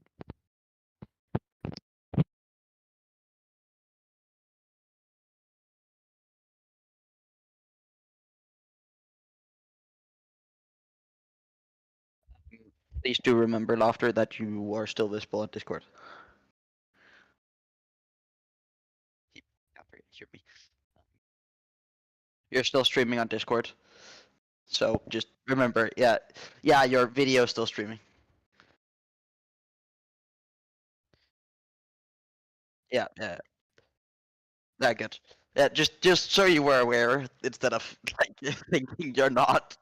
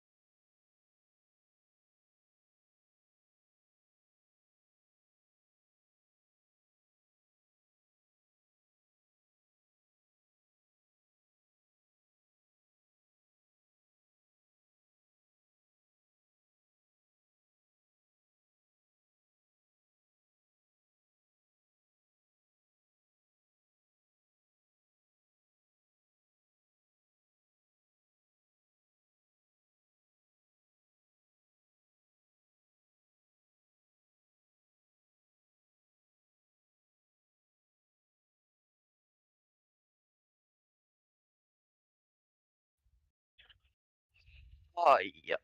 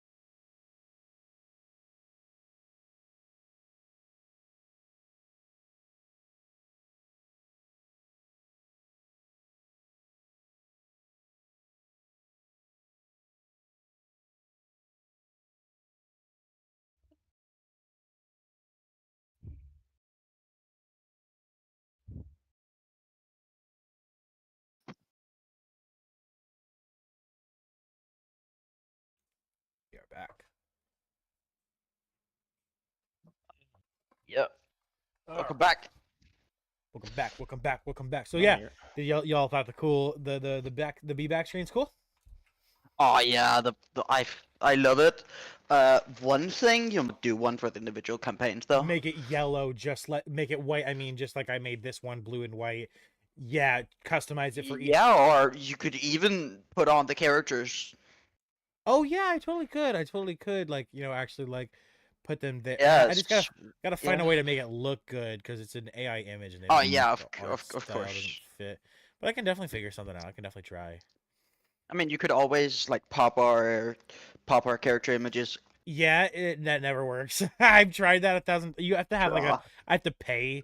If you have like a paid AI service, it will work. But I have all mine for free because I'm broke. So, yeah, all the ones I have, they're not quite the best. I refuse to pay for AI simply because Exactly. it's AI. It's made to make our lives easier. Why do I have to pay for it? Yep. So yeah, I don't fuck with that. Yeah. So yeah, sadly the ones I have, whenever I give it an image, it never actually takes that image and does something with it. It makes it look completely different. That's sad. A lot of the time too, it'll see a drawn face and it'll think it's a real face and it'll blur it. So it also fucks it up like that too, which is crazy. Because a lot of AI tools have to blur faces so that you can't make like deep fake porn with it. Yeah, Yep. yeah, that's right. A lot of celebrities got mad about that. Yeah, it's a pretty fucked up thing. So I would be pretty like It is really fucked up. I'd also be pretty fucking mad, but like at that point, if enough of your face is out there that someone can without effort make it. yeah, as someone who my partner, Uh, yeah, we both are of the same Yeah. appearance that yeah, it's just not cool. It especially because a lot of those No. women they actively choose not to make money off their bodies in that way, which is their entire Yeah. choice, and then someone goes around them and does it anyway. It's definitely not cool. So I get Yeah. I get why they have to do it. So I don't complain too much. I understand. All right. Regardless, everyone, if you can, open back the stream up to make sure you're still running it, and let's go ahead and get back into it. So, Vadagar, you come storming in. Riley, Godak, and Emmy following behind you. You quickly go put down Arista and Nessa in their respective rooms, and you come back. Tyrael now standing, seeing the commotion and everything, and he looks to you and he says, "Vadagar, what is happening?" A few things. First, Well, Godak. yeah, I woke up and I am I present your brother, and I hold out the crown in front of him. And the crowd's eye it gazes around the room before it locks dead. Brother, it's good to see you once again. Tyrael's fucking face goes shock filled as he looks at the crown and he's like, Angelius?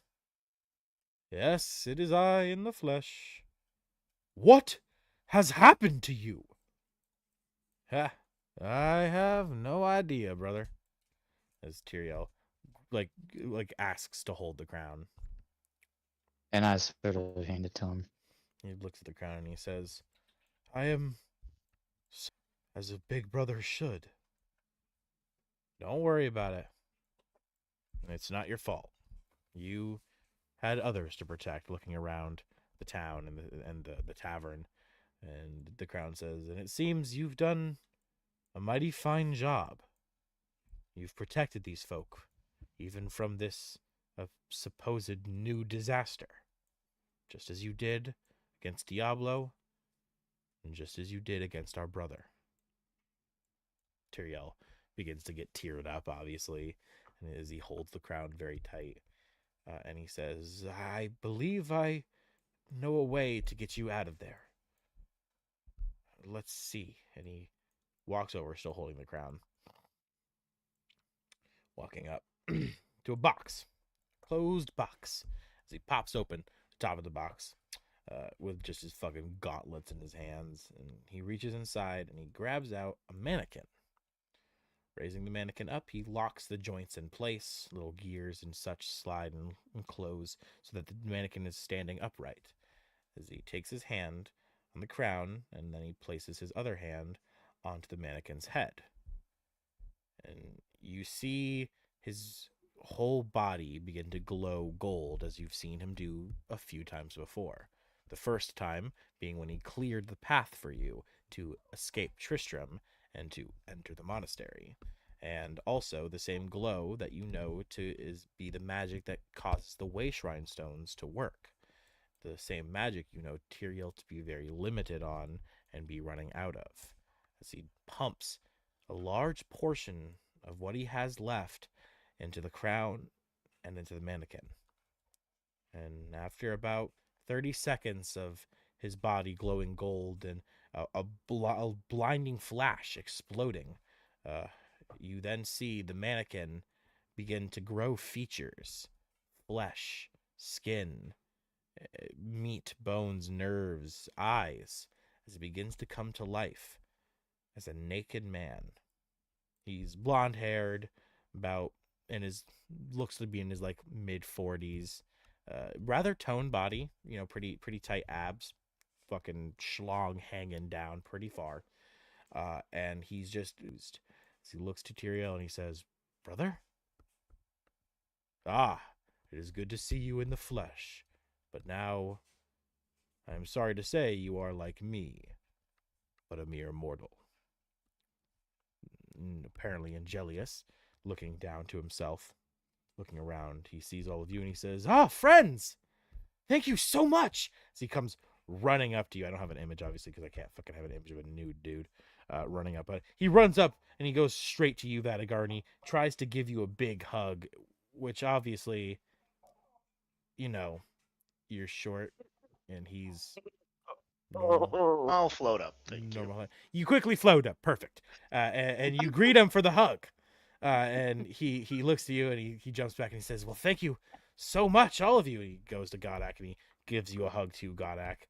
You're obviously much taller, so only sadly your little turtle pet suffers the fate of having to be slapped in the face by a dick. As you hear the sound of the Cock slaps for everybody. straight under the little turtle's head, as you hear him just go, and you see his arms and like legs jump into his shell and his head shoots inside, as he, you know, does like the classic like turtle thing, like the cartoon turtle thing where like he goes inside the shell. Yeah. As he gives Godak a hug and then he turns around quickly, running to Riley. Does the turtle now have a permanent mushroom stamp? Okay, take a funny die. As he runs up to Riley and he gives Riley a hug, Riley kind of just like hugging the side of his leg, staying very away from the member. As he finally runs up to Emmy and he goes to give Emmy a hug as well. Oh, he doesn't even get to her. She turns invisible. As I cast greater invisibility and just wait there until he's like given up. He looks around for a second and then he like turns to Tyrael and he says, "Brother, can we still use our sight in these forms?" As Tyrael says, "To a degree." As he kind of, you see him begin to channel magic into his eyes as they begin to glow blue, in a similar hue to Tyrael's golden magic, but like I said, it's like a crystal, like a cyan blue. As he then sees you with true sight, and he runs up and he continues to try to hug you. Okay. I mean, she stands pretty stiff, arms like out, up and out, Yeah. shooting like away. She just stands there. It's pretty awkward. She is pretty tall, but like, yeah, you just try not to look down as he gives you a hug and he quickly lets go. And he walks back over to his brother, places his hands on his hips, and he stands proud. And he looks to all of you and he says, "Well, this is so insane to be made as a mortal. Well, if it's good enough for my brother, I guess it's fine enough for me as well." As I will have to get an image made for him later, as I was not expecting this, obviously. hopefully with clothes on. Oh, yeah, he'll get close. As Tyrael turns to him and he says, "Brother, I know you don't understand this, but you're hanging dong." As Angelius looks to him and he says, "Huh?" And he looks down and he says, "Oh, I'm very sorry. I forgot mortals have these. You know, right." And he kind of like, he reaches over and he just grabs like a tablecloth and he just wraps it around his waist. It barely covers anything. You can still see like half of it dripping down. And he thinks it's covered him up, so he stands back once again, posing. He just wobbling back and forth, slapping against his fucking I thigh. cast minor illusion to just extend the Yeah, like. yeah. It becomes just a little bit longer, just long enough, that it's barely out of sight. And he says, much better. Sorry about that, fellas. And find Famals as well," as he looks to you, Emmy, and he gives you a wink. Okay. As Tyrael kind of slaps his head, gripping his brow, covering his eyes, he turns to Angelius and he says, "All right, brother, let us get you to your room. You need rest. These mortal bodies are very strange like that." And he's like, "Yeah, I have noticed. I've been getting this feeling I'm very tired." And he falls asleep right on Tyrael's shoulder as he picks him up and he carries him upstairs and he puts him down in a room, and he comes back downstairs and he looks to you all. He says, "Well, now that the business of my brother has been handled, I can see that I guess the kingpin went well. You left with my brother. Oh, here's the crown, by the way." And he gives the crown back, and it still contains the powers, by the way. Just no longer contains his soul. So, Godek, you take back the crown. Yep. And he looks to you, Vadagar, and he says, what is the news? Have you felled the kingpin? What is to go next?"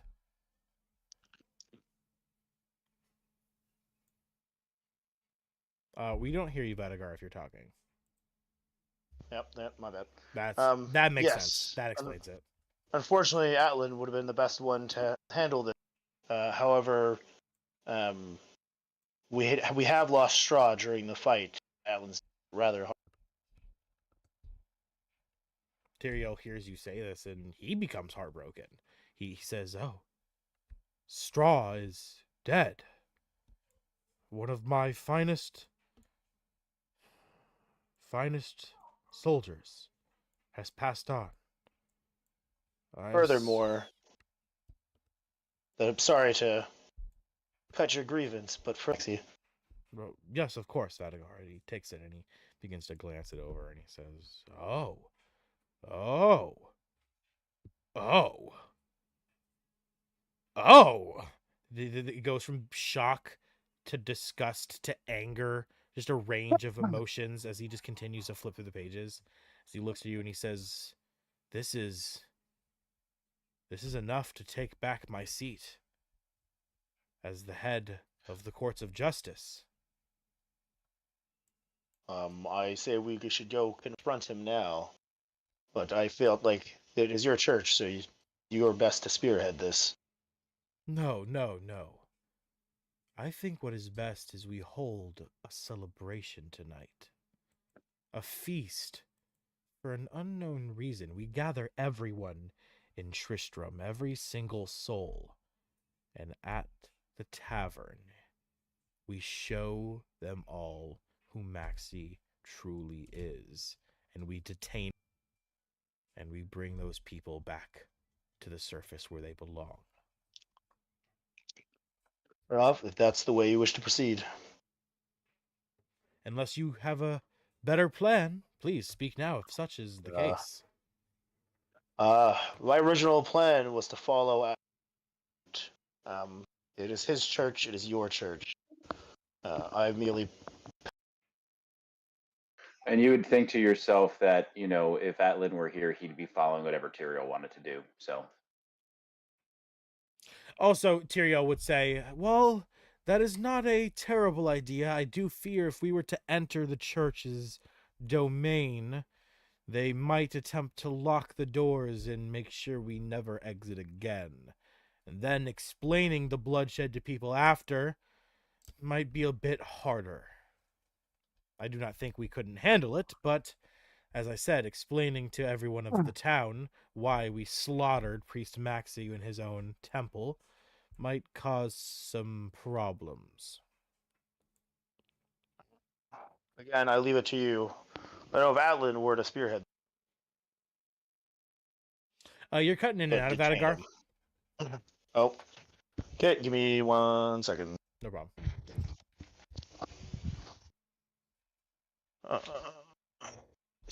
Discord. I mean, if you want to speak, you can totally speak now. Glamour speaks up and says, doing it publicly has a effect on people and often persuades them to think they have an easier time believing it is true if there is many believing the same thing. It'd be beneficial to do it publicly, and I can even help with the announcements given my bardic skills. Gilbert overhears bardic skills and he gets the fuck up and he walks over and he says, "Oh, can I, the great Gilbert Gungo, be of assistance? I heard bardic skills are needed." And he looks at you and he says, "Ah, if it's not the fair maiden. Well, hello," as he strums his guitar. I look at him. I've not coldly but indifferent, and I say, I think in this case, maybe one of the people who helped free the underworld in the city could do it. Well, I mean, what is better than one bard but two? And he kind of nudges his shoulder at you. And he's like, "I'll be your backup singer, darling." While I appreciate the thought, we will not be doing it either in song or in glamour. We will be giving a serious message, and therefore we need to be serious. "Oh, I can set down a serious beat for you, baby," as he begins to.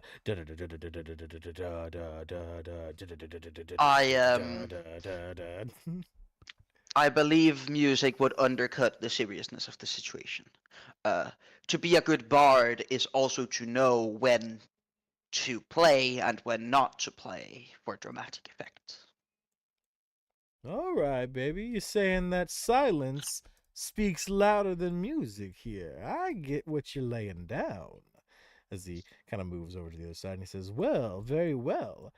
Let me just say that you are quite the genius." And then he walks over and he starts to talk to Godric over here. Great. Crisis averted.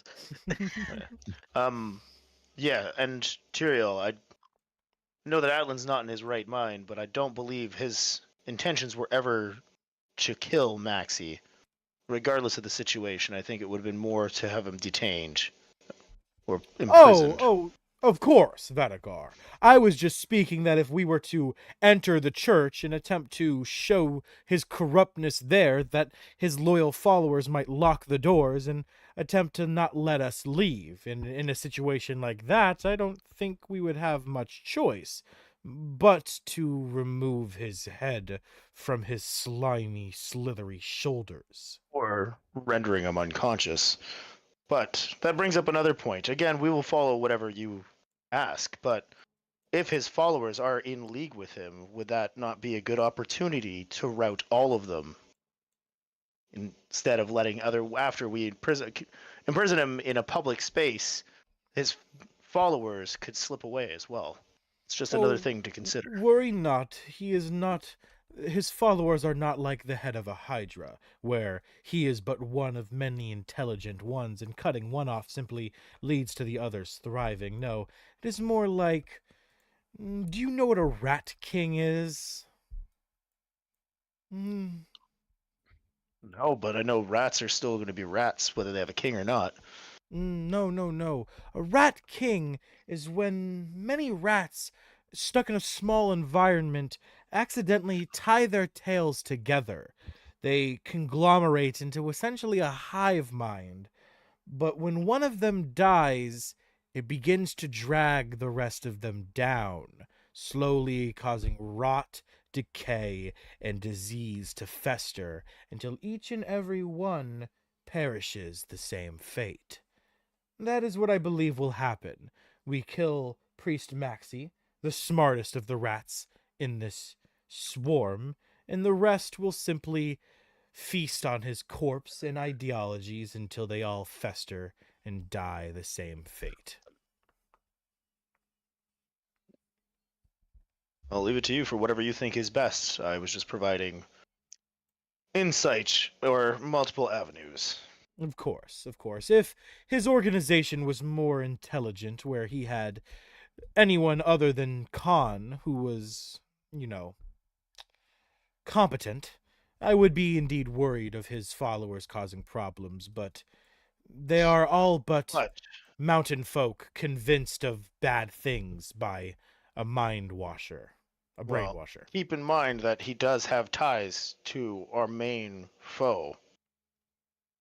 Indeed, and now that we have this to prove it, everyone in town who believed his ideologies should begin to see who he truly is.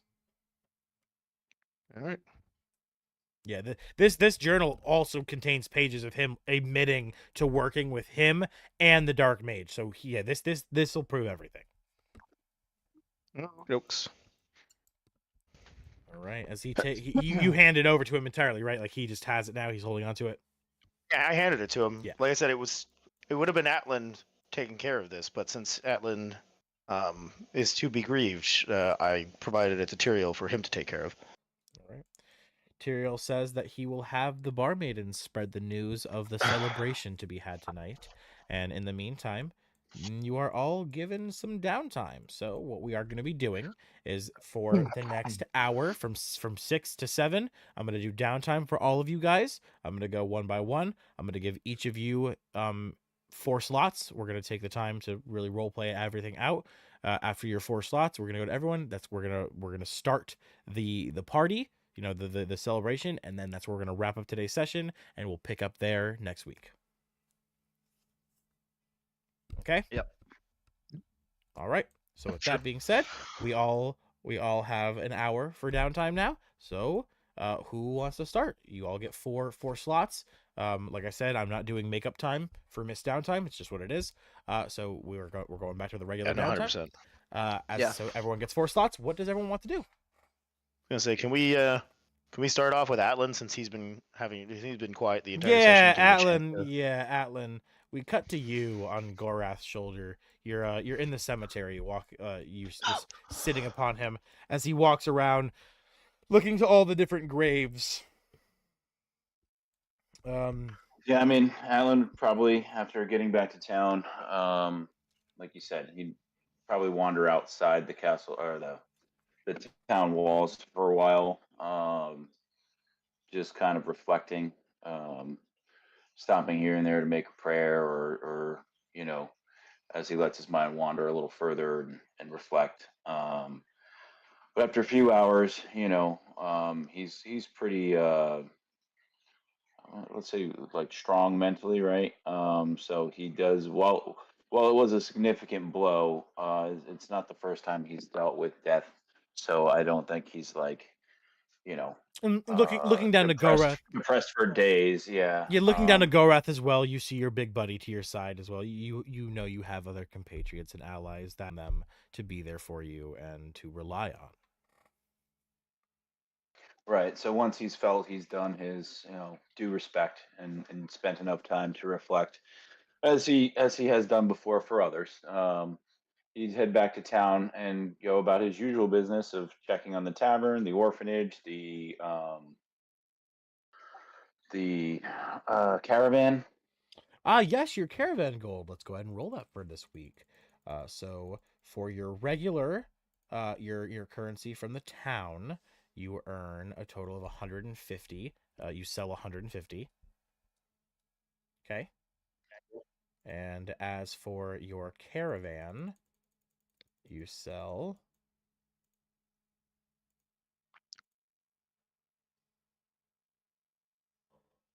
83. 83. 83. Yep. Okay. I definitely have enough to cover that. I've been keeping around like 600 on hand. I trust you, bro. Oh. You're good, man. I know you're. That's goddamn. Yeah. That's goddamn business I don't- tycoon over there You know with how you. many sessions ago the last time I wrote down what my prices were? I'll have to find it, but I'll do that later, of course. Yeah, you're good. Check on the orphanage. Orphanage is running fine. You've only been gone for like 10 minutes since the last time you were here, man. It felt like months, obviously. Like I said, you guys seeing the sunlight again, but that was obviously because it has been months for us. But for your characters, it's been like 15, 30 minutes since you went down there. Yeah. All right.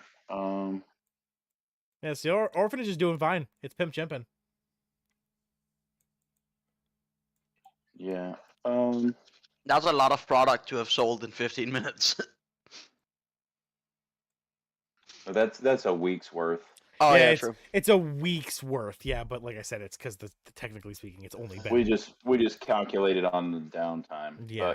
But yeah, I guess I thought we had done something else and then ran over there. I didn't think I had a chance to check on the orphanage, but if you say it's all right, it's all right. They don't need anything. Oh no, my Orphanage I is doing. imagine. Tavern has earned a I little bit of money. believe. Hold on, Tavern has earned a little bit of money. Let me roll that. Go ahead and add. Well, I never calculated that for my money. That was always Gwen's money, and then occasionally I've asked her for money, but Oh right. Yeah, you're right. I just get the beer profits from the tavern. Yeah. I know there was an item I wanted to go to Thaddeus and find. It is a crest or something that gives me +2 to my main stat, wisdom. Yeah, it's an amulet. You're a Amulet of cleric, Devout. right? Yeah, Yeah. there you Yep. go. Yeah. Amulet of the Devout +2 is the rare version. Yeah. All right. So I'd want to go to Thaddeus and search for that. Yeah. What's the cost for what did you say? Rare is +2. Rares are Yeah. usually around 250 gold. They can range up. Okay, so if I wanted an amulet of the devout of a very rare quality, how much would that be roughly? That would be like 750 to 1,000. Okay. Let's go for the +2 one then. Go. So that's a rare level item. Oh, sadly, yeah, it's a 4 and a 2. Neither of those rolls are high enough to find it. So the rare is not found. Fair enough. I can Not do the this very I time. can do the very rare if you want to try. It might be better rolls. Well, until I figure out what my. Here we go. I found it. I will do 15 and 10. I don't know that I can afford it yet. Hold on. So that's 83 gold.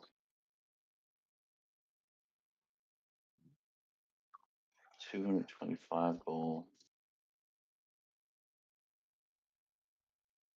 No, we'll just wait till next time. You can put a down payment on it if you want. Or at least try to. Yeah, I mean, yeah, I guess is it using more time, or is this like a 4-hour slot where I can search for as many items as I want, and that's just one 4-hour slot? Yeah, your shopping slot is always just one slot and you can look for as many items, yeah. Then yeah, try the very rare. I already did roll and I actually rolled an at 20, which means you find it. Yeah, and it's at half price.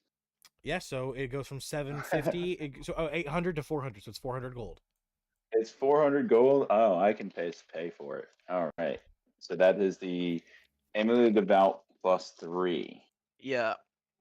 It gives +3 to your spell save DC and to your to hit modifier. Yes, that's what I want. Because my save DC is, in my opinion, is still low. So Amulet of Devout +3. That's -400 gold.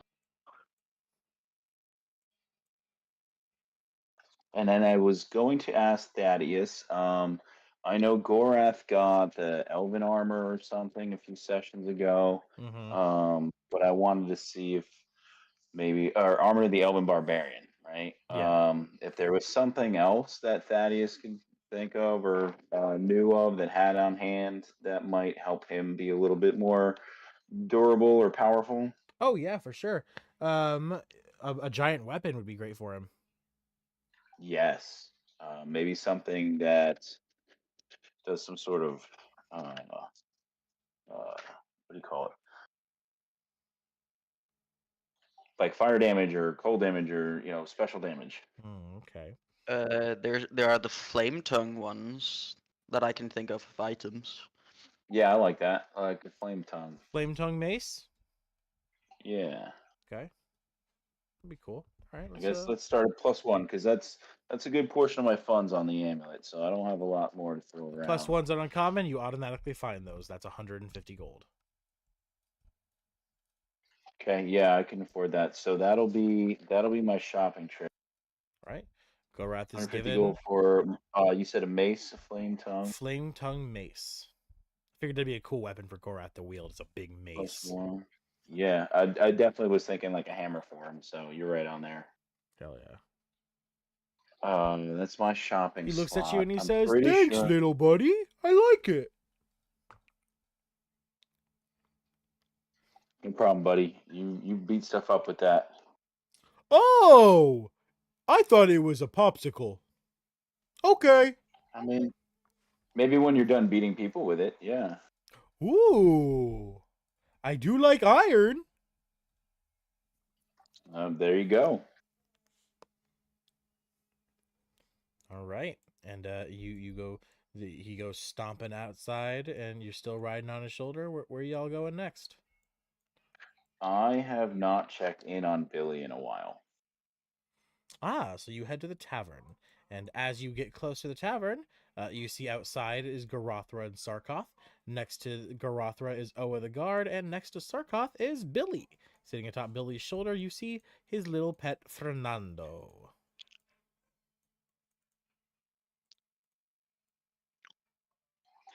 Hey, Billy, how have you been? How is your training going? Oh, pretty good, Dad. You want to show me some moves and let's see how you've been faring. Did he actually become a barbarian yet? I forget. No, I don't think so. What I have marked down is that he's got. Oh shoot, he he's got 10 of 10 for unlocking barbarian, but Yep. you said his strength wasn't high enough. No, he did unlock it. He has officially become a barbarian, if I am correct. So he would be a usable Yes, ally now. he's officially a usable ally. Correct, Amundo. I don't know. I must have maybe forgot. I To know think yeah, his. I think you said you were gonna make a sheet for him, and then obviously the kingpin thing happened, and I think it became like in the back of our minds. Right. Okay. So should I guess we can figure that out later as far as what his stat block and stuff will look like. Um,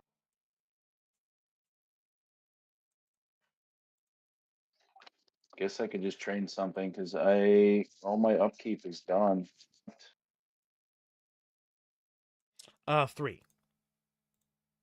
I have 3 more slots of time. If my wisdom is a 21, what do I need to roll to start to increase it any further? Your wisdom's a 21. You just keep doing it. It's just your checks are harder. That's what I mean. Am I looking at like only 20s will improve it at this point? Pretty much 19s and 20s and higher are gonna be about all you can do. Train Constitution. Okay. All right. So you and Gorath, you guys head together to the training hall, and I assume you just trained with Gorath, right? Yeah, You I stand there. imagine they're just gonna like throw rocks at me, and I'm just gonna try to like withstand them or something. He's just gonna punch you. You're just gonna keep letting him punch you. He's just gonna punch you. Fucking. Yeah, like Harry Houdini style, just keep punching me in the guts. Yep. He's just gonna pull out one of his little fingers, and he's just gonna keep poking you as like with a little bit of force. And every time he pokes you, he hits you right in the chest, and it knocks the wind out of you. But you try to stay. You try to withhold it. So, how many slots do you want to use? All 3? Oh yeah, I'll just use the rest. Okay. Okay, go ahead and roll me 3 Constitution, and since Constitution has no skill, that's it. Would you? Trying to think if there's a skill that would make any sense, but that's obviously why there is none, right? Yep, literally. I mean, one thing I could think of is like poison resistance. It's not really for. Not really here, yeah. but like if anything around Constitution is usually like Yeah. Yeah. Yeah, Condition. And I'm guiding myself, so that is rolling with advantage, right? yes. So I will roll 2 20s. 17 plus 3 is a 20. All right, that'll be. What's your Constitution stat right now? It is 17 at the moment. 17. So +2. I got another 20, so that'll be a total of 4.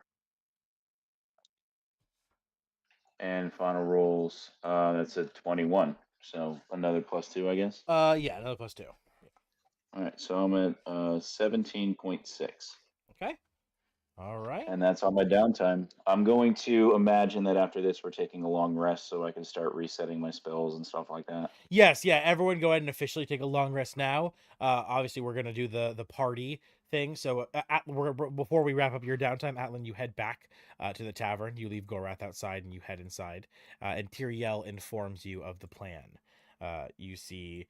You don't see Vadagar or anyone. They're all out doing their own shit right now. But you sit down, you talk to Tyriel. He obviously gives you his condolences about Straw. You guys obviously talk about that for a bit because he also really cared for Straw.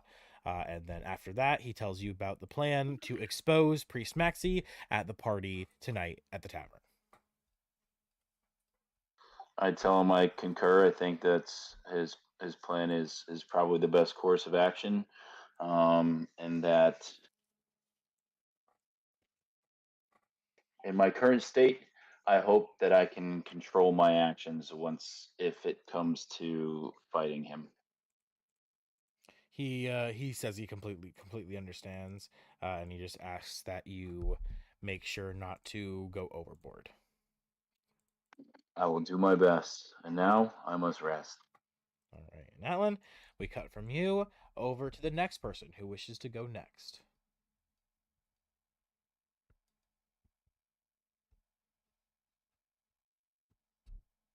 Who wants I to gotta go think of it. next? Godok, okay. I gotta think a bit. Oh, you gotta think a bit, okay. Yeah. Nick, Emmy. Yeah, what I'm thinking is I'll calm a bit down on my charisma increase because that'll just increase the scaling for everyone else way too high. So I might try to work up on setting up a reliable source of income. Okay. What are you thinking? I'm thinking something along the lines of setting up like a proper apothecary here Apothecary. in Tristram. The Yeah, apothecary fuck is an apothecary? an apothecary. It's where they they make and sell medicine. Ah, It's like the pharmacy way back It's a then. pharmacy, but it's potion just maker. old. Yeah, I mean that's an alchemist, but yeah, making potions and making normal medicines for normal people. Ah. Oh, wait. So you speak of the sciences. Yeah. Ah, group. Do you want to inform Emmy of how the sciences are treated? Latigar, you know better than anyone because you talked to Thaddeus. Oh, sorry. Isn't it just like something that's not well known here?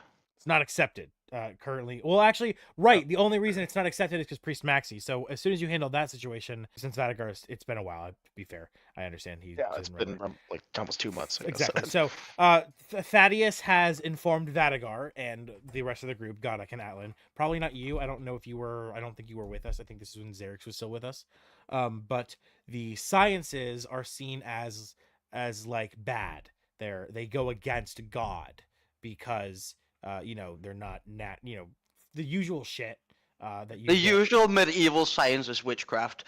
But not witchcraft because But obviously not witchcraft, they because don't- witchcraft is 'cause magic. they don't care about magic because it's Yeah. they're exactly. So yeah, you would know this because they would inform you of this probably because you're their party member now, so they would have told you Yeah. everything. So yeah, I think Chiriel mentioned something about it. But my thought is because there's a lot of background work that goes into it before you can open a shop. oh, don't worry about it. This Alan Oh. got his shop up in 2 sessions. It's not more. We have the Amish people. This is yeah. The Amish. Oh yeah, true. I The remember Amish. that. Yeah, we have the Amish. This They're is. not just Amish; they're magical Amish. So they're Yeah. even Yeah. twice as fast. That's what I'm saying. This is Tycoon Simulator, bro. You click a button Amish and on it's haste. done. Yeah. Yeah. Okay. Amish on ketamine. Okay. They're just Oh, what bombing do I haste want to potions all day. do? Yeah.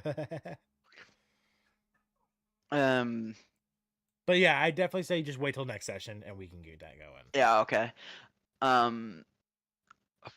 See, I don't have money. That's my issue.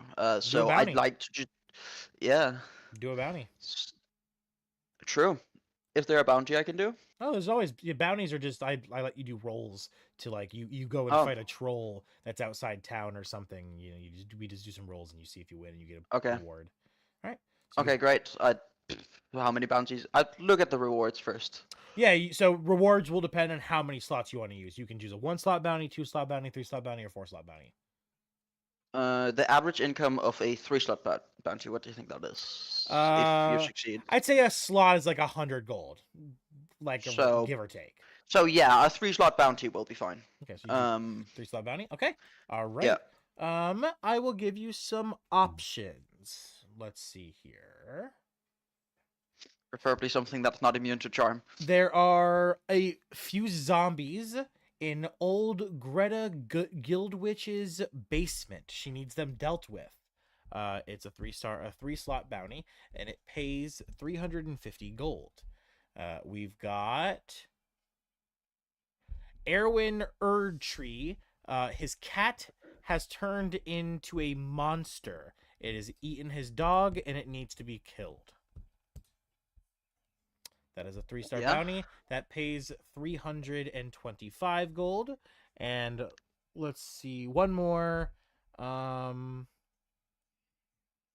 Cindy Lou Who has discovered a giant hole in her backyard. Upon looking into it, she swears she sees a set of eyes.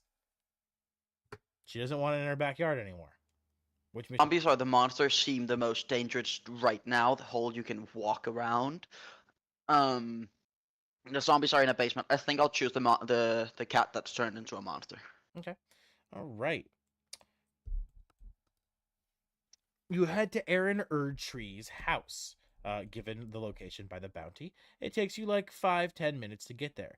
Upon knocking at the door, the man opens it frantically. Oh my God! Thank God, a hero of Tristram has answered the bounty. I assume that's why you're here. No one ever. But yes, I'm here for the bounty.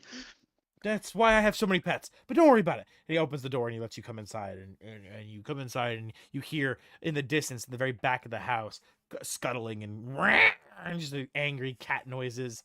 And you see on the floor of the living room is a half-eaten dog. Very sad. It's a poodle. You can see. Oh. Yeah, obviously. It's. Yeah, I'm not gonna describe the dead dog. I hate that. No, let's not. Yeah, so you see the sad sight, and he says, the cat, it's in the back of the house. I managed to get it locked in the bathroom. Please, you gotta handle it. I don't know what the fuck happened, but it ate my dog. I found it outside 2 days ago. I brought it inside. It was fine yesterday, and today it ate my dog. Okay. So you enter inside, and what do you do?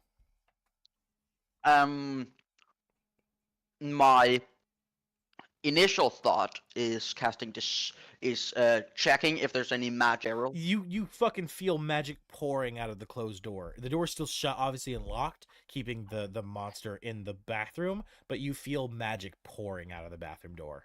Okay. Is this door? It's not like abnormally thick, right? No, it's a regular door. Yeah, it's just a Okay. regular wooden door. So I use my elven lineage detect magic to try and figure out if I can figure out if it's a school of magic and if it can be dispelled.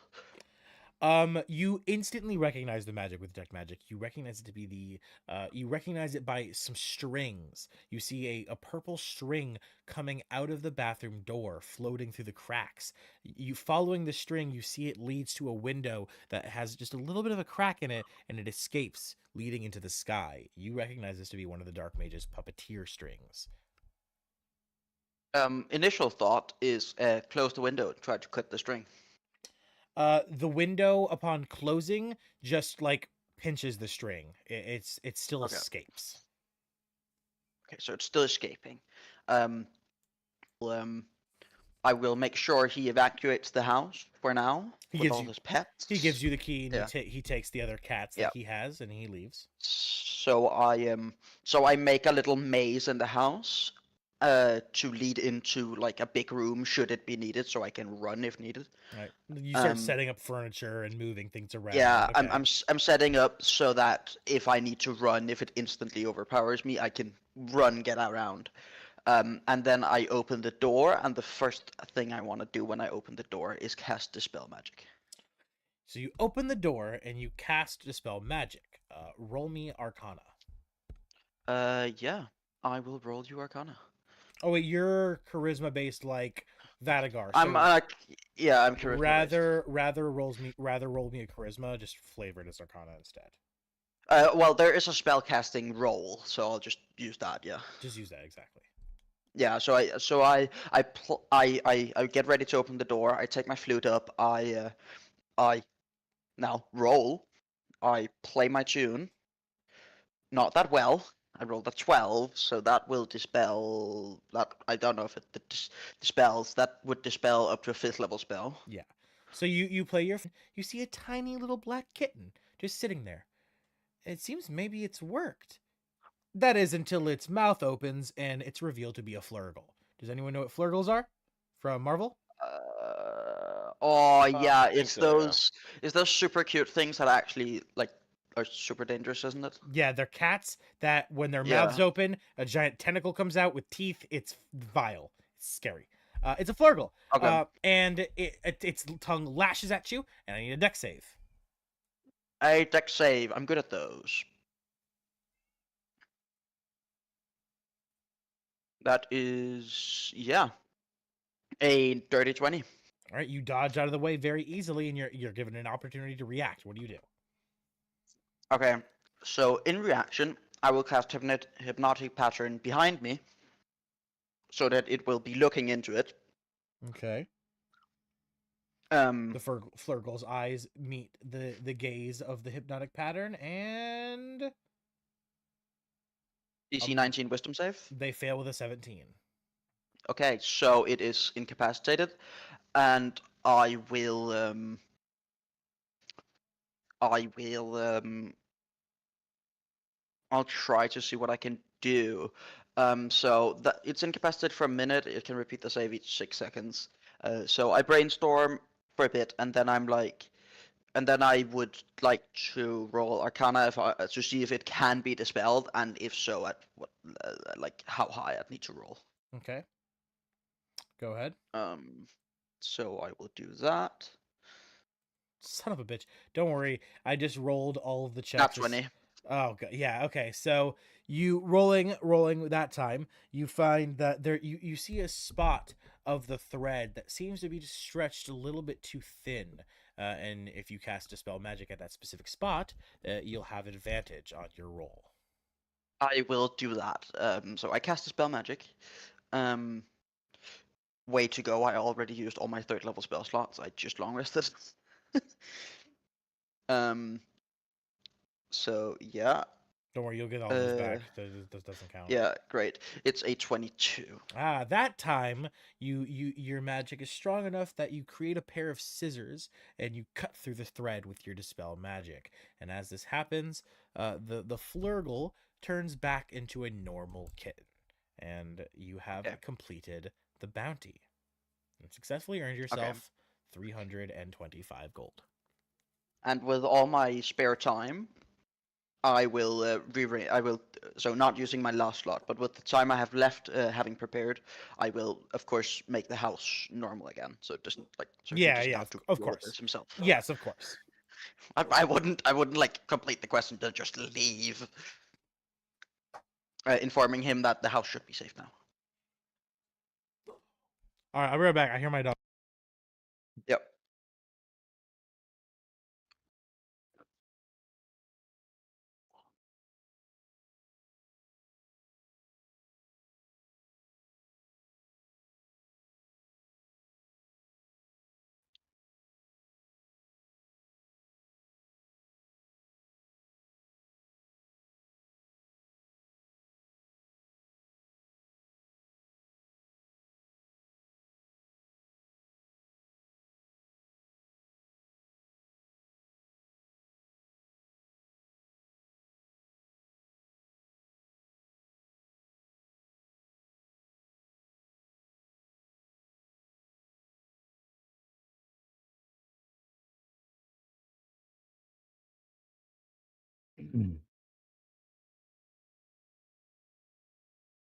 Anybody know what the name of the item is that can like bump up your ability modifier to like 18 for dexterity? I don't know if there's a dex one. I know. Hmm. No, I don't know if there's like a dex one. I've already got an I'm. amulet, the amulet one that Erica Huh? gave me a while back. The thing that bumps up the DC of a sorcerer. Yeah, Well, there's my one that. The manual quickness of action is something you read for a period of time, and then it improves your dexterity permanently. By two. Somebody's saying there's a Ion Stone of Agility. Oh yeah, the It Ion looks like it. Stone. It looks like it will improve your. it's already jacked up high, so I don't really need any items to bump that up.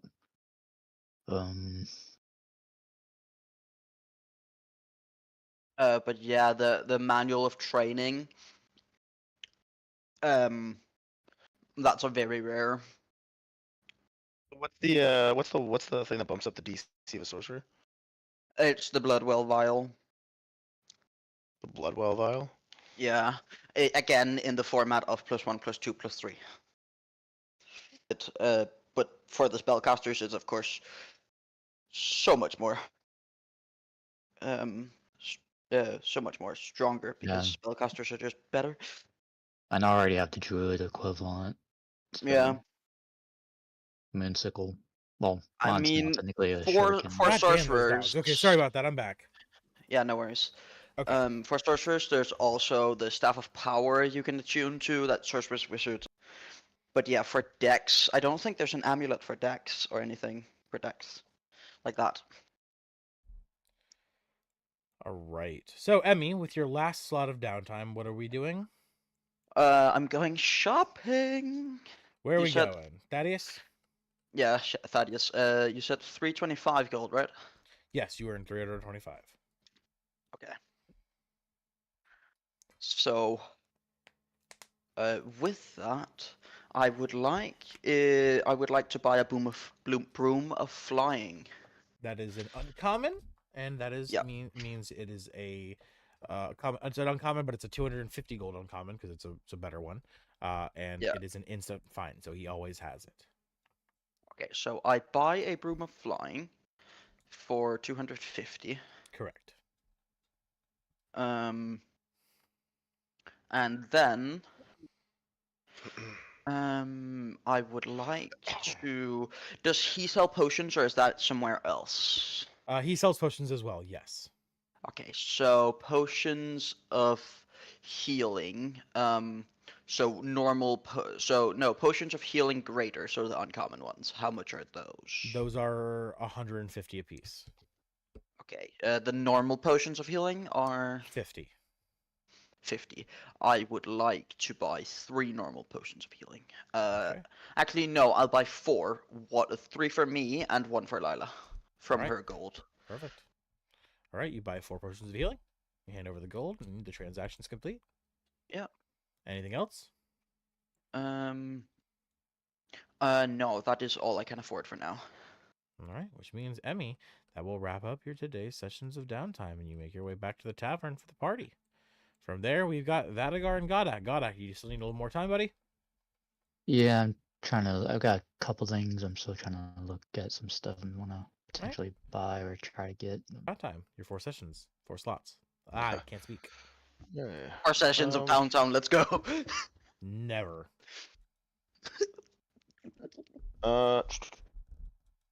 Hey, at the beginning of this campaign with the original 7 players, I gave them all 2 weeks of actual downtime that they could use in character. That was hell. Yeah.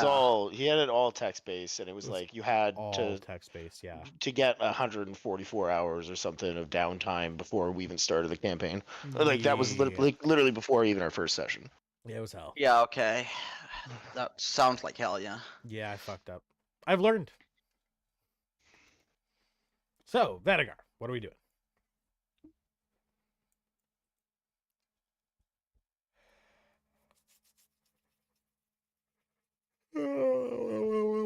that. I accidentally unplugged my mic. Whoops. I'm back. Well, I guess the first thing I want to do is I'm going to go check in with Thaddeus. Yep, you head to Thaddeus. He just saw you a couple minutes ago. But since Our day then, of downtime. but I was going to say this is our day of downtime, technically, thing, right? this is right after you left the Outlaws Gotcha. Refuge, between that and then the party that's going to happen at the end of the day. Okay, so he's there with Jorgen, whatever his name is. Elira and Jormungandr. Yeah, Jormungandr is currently sitting in the back of the shop, the globe thing. What are your thoughts on Jormungandr? Do you think he's going to be useful? As for intelligence, he's not the brightest in the bunch, but he does possess some similarities to the device itself. I've noticed that the scales on his body seem to be what makes up the device. They were melted down, it seems, and casted into this object before being enchanted. Maybe his scales could show us a clue as to how to cipher it. Interesting. Any news on any of the other fronts that I have you working forward? Which would be, please refresh me. The Dark Mage tattoo, the power of the scalpel, the wand of destroying the eye. That should be. I should get rid of that. I don't need that anymore. So just the tattoo and the scalpel? Tattoo, the scalpel. He's got. Oh, that's quest type items. Items with other characters. He's also got the Notes of the Mad Scientist, the Multiverse Astral Device. Which the notes and the astral device are tied together, which is what Jormungandr Okay, is gotcha. doing right now. The scalpel is tied to the tattoo, which he has not made any progress on yet. No. Okay. To be fair, it's been 10 minutes since you left. Oh, well. Remember? Hasn't really had time to work on the tattoo stuff because that happened yesterday for him. What do you mean? Is he not done Sorry, yet? He's not a whole It's 10 over minutes. over a month in actual time, so it's Yeah. trying to remember what. Yes, of course. Which is just why I'm saying, yeah, there will be progress. Just doesn't really make sense because Gotcha. 10 minutes ago you fucking Oh, just went down to do the Outlaws Refuge.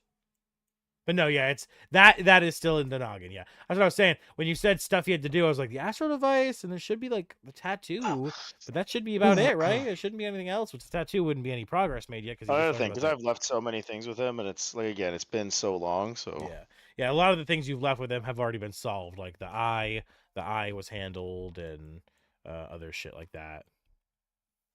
I'm hoping you actually say it because I keep thinking you forget about it. What? The Cursed Tombs ring that turned into a key. Yes, that's for the sanctuary. I mean the monastery. I've said that multiple times, haven't I not? Oh, there's something attached to the monastery. Well, you said you hadn't forgotten about it, but it was coming up. Yeah, I mean, I figured that was. I figured that was clear, right? The monastery. Yeah. Okay. Cool. Yes. And then, I would like to do some shopping. All right. What are you looking to buy? What's your boy? Something like Atlan bought the Bloodwell vial. I think it is the sorcerer version of what it is. Yeah, it is. What's the rarity? It's very rare. Very rare. Okay. He got lucky. He rolled a nat 20. Well, I don't think it's gonna happen twice. Lowest roll. Oh wow! It happened twice. It rolled a nat 20. Sweet. That is going to be 800 800 gold. No, that is. One second. Let me check my list. I'm an idiot. I should just check it. Forget because it has specifics. Okay, so increased to stats are it's straight 1,000. It's 1K exactly. Oh. Okie dokes. All right. You want to put a down payment on it, or do you want to buy it outright? I'm buying it outright. All right. Costs 1,000 gold, and you get the blood vial. Okay. Was there anything else that I want to buy? Do I have still? Where's my potions at? Can I snag? My dogs are barking again. I'm gonna fucking go. I'll be right back. All right.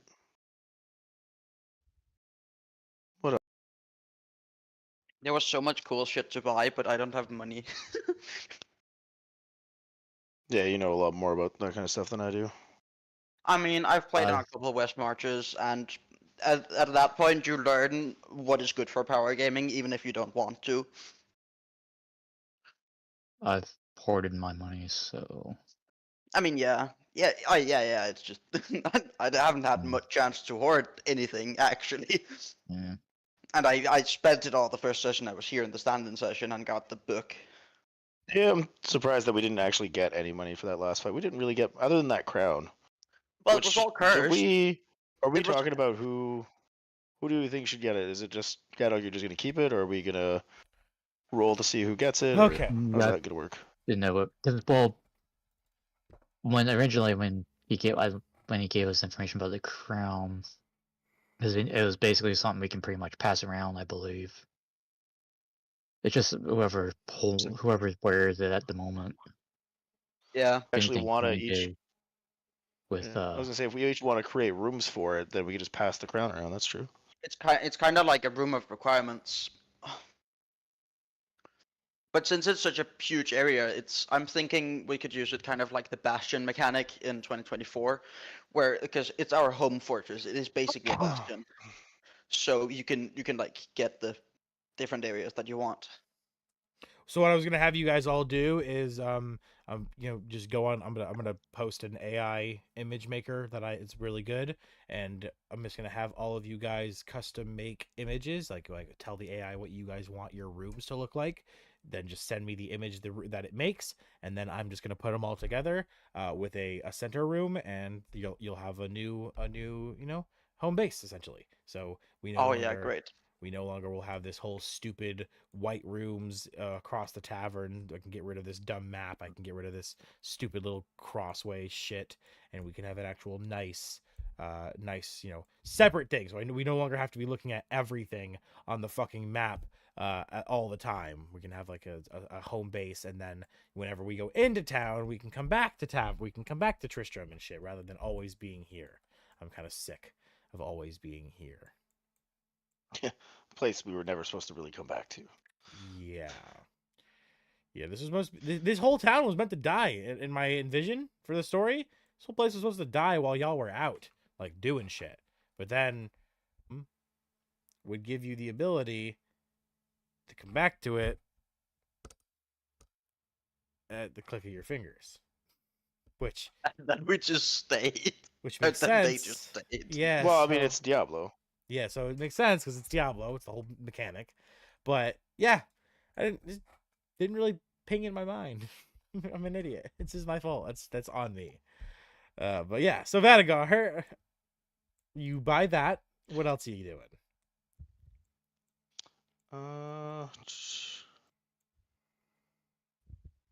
I would like to buy.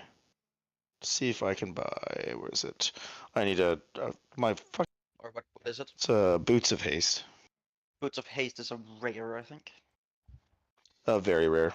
It's a very rare. Oh yeah, true. Because it's All right. charged. Lightning doesn't strike 3 times, does it? Oh my god, it does! Another nat 20. The laughter is like since it was just like you guys can have it, but I'm not even kidding. No, that's that's the 3rd time that I've rolled a nat 20. Your dice pity us for putting us through all that combat. All right, what's the item's details? What kind of item is it? It's a pair of boots that grant me haste. So it's a permanent increase to your speed. No, I No, have to activate. activate it. It can be used once a day Okay. as a bonus action. 750. And you don't get the mist Lethargy round. once it's gone. Yeah, 750. Yeah. Okay. All right. But That's the first time that's ever happened. you've rolled 3 nat 20s back to back before. No, I can but I mean guarantee in you the that. shop. I mean, this is the first time this has happened in the shop. Because I'm rolling 5 dice each time, and I either take the lowest number, or if there's a natural 20, I have to take the natural 20. It's the system I've created. So if there wasn't a natural 20, you would have been taking a 4, but of course. Of course, there was a natural 20. Exactly. 3 of them now. There's been 1 natural 20. That's still crazy odds. That's still crazy odds, but it makes the odds considerably less than if it was just 3 dice and 3 20s. Yeah, of course. I Like, mean, it if you're lessens the rolling, odds by a 5 lot. dice, there's a 1 in 4 chance you're gonna roll a 20. Yeah.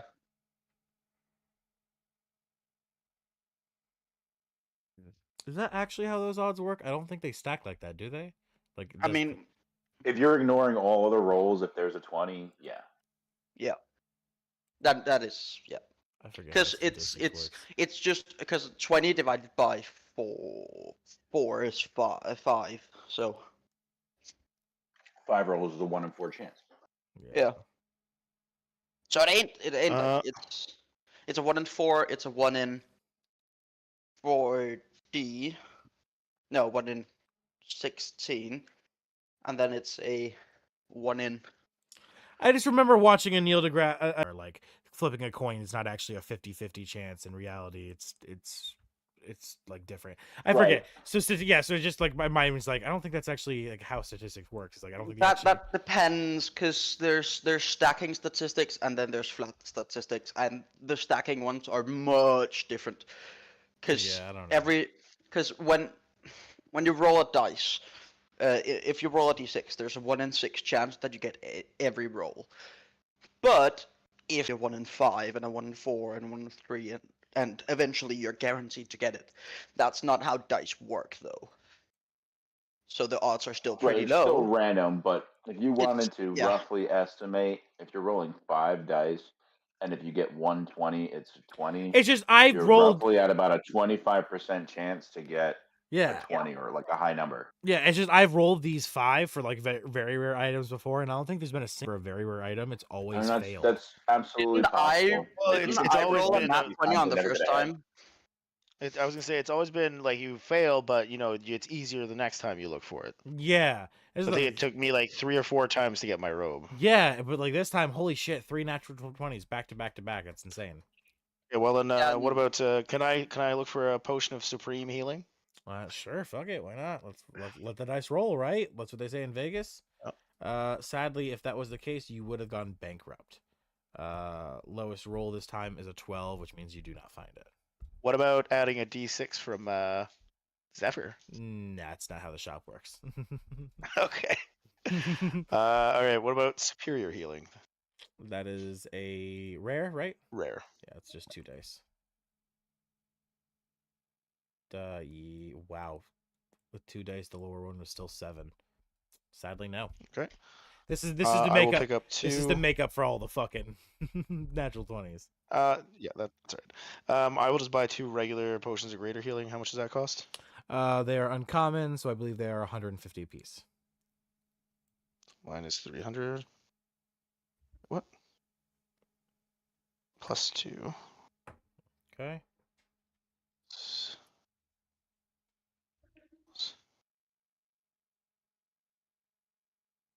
Oh, he was looking at something else too. Is that the thing that he was looking at too is about Sarah Shineburst, the hag, about how to try to reverse what he's done to her.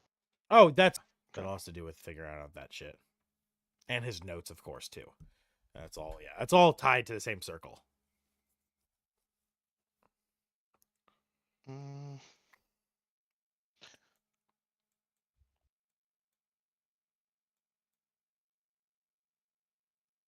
We're probably not going to actually have time this session to actually get into the party. We'll probably just leave the party entirely for next session because we're already at. Well, that's what you said was going to happen, isn't it? I was gonna start it have everyone everyone shows up and we start discussing it, but we're not gonna probably have time. So. Oh, gotcha. Yeah. I'd rather not stop in the middle of something anyway. It's better to start fresh fine. at something. Yeah, that's fine. Yeah. All right. Damn it, there was something last session that I really wanted to spend my downtime. Oh yeah. So that's all I want to do at Thaddeus' shop up down there. So you have 3 slots left? Okay. I want to learn. I want to try and acquire a taunt skill. A taunt skill. What do you mean? Yes. Like So vicious just mockery? like a typical tank, where taunt, like you taunt someone, they roll a saving throw of something, whether it's I guess charisma based, because it's, I guess taunting would be like intimidation or something like that, either charisma or intelligence. And then He does. if they fail, they are forced to attack me. Wisdom. That'd be So wisdom. kind of like, yeah, exactly. So kind of like the spell compelled duel, but not actually compelled duel. Oh wait, hold on. That could be a good grounds for what you There would. is a spell compelled duel that forces you into a 1v1. It does break the second someone else interferes, though. Yeah, I'm just trying to get a taunt, even if it's just a like a 1 round taunt.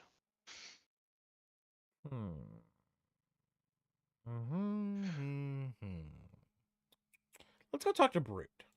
You think maybe the magical dwarven craftsman might be able to help you as you make your way over to Brood.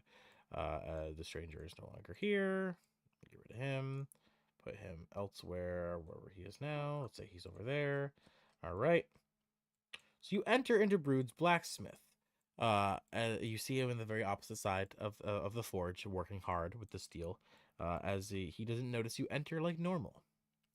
As you approach, you get his attention. What do you say?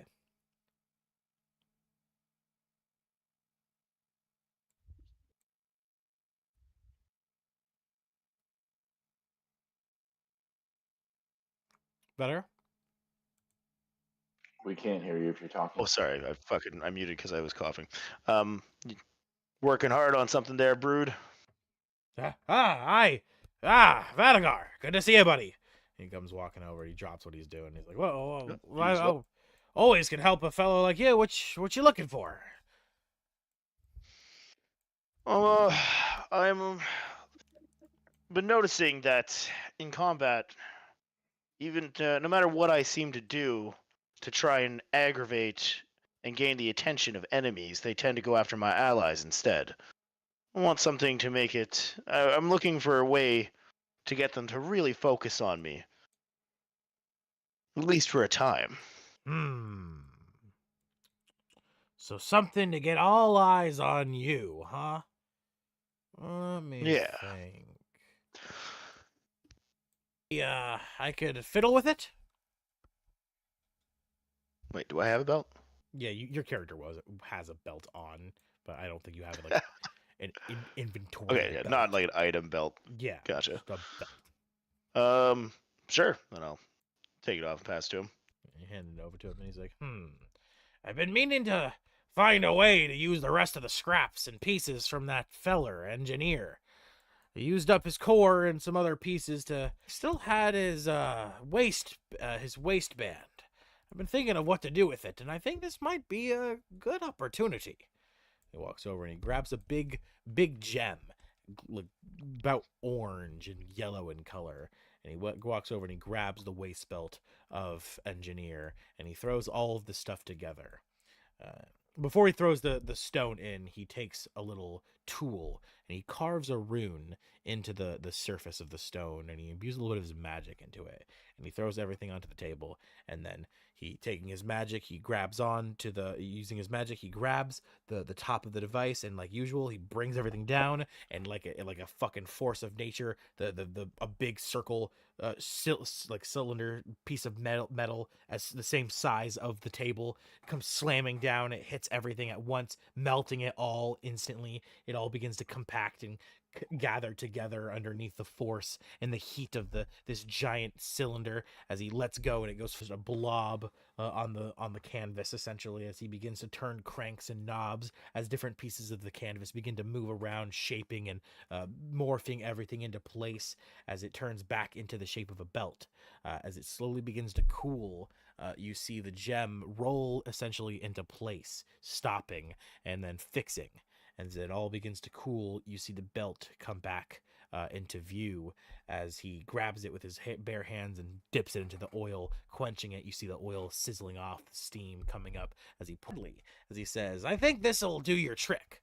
I've taken a Luma stone, same kind of thing that lights my pack here. And he points to the lantern on his back. And I've engraved it with a little bit of magic and put it into into your belt here. Now, whenever you slap this baby here as a bonus action, it'll activate. It'll shine bright light up to 30 feet, and any creature within 60 feet of you that sees you will have to make a check. The check is a 18 wisdom. If they fail, they feet or 60 feet. the bright light emanates 30 feet, but the effect is 60 feet. All right. And any creature that can see you has to make a wisdom save, 18. If they fail, they fixate their eyes on you. Okay. And then out of character, just for future, while they fixate their eyes on me.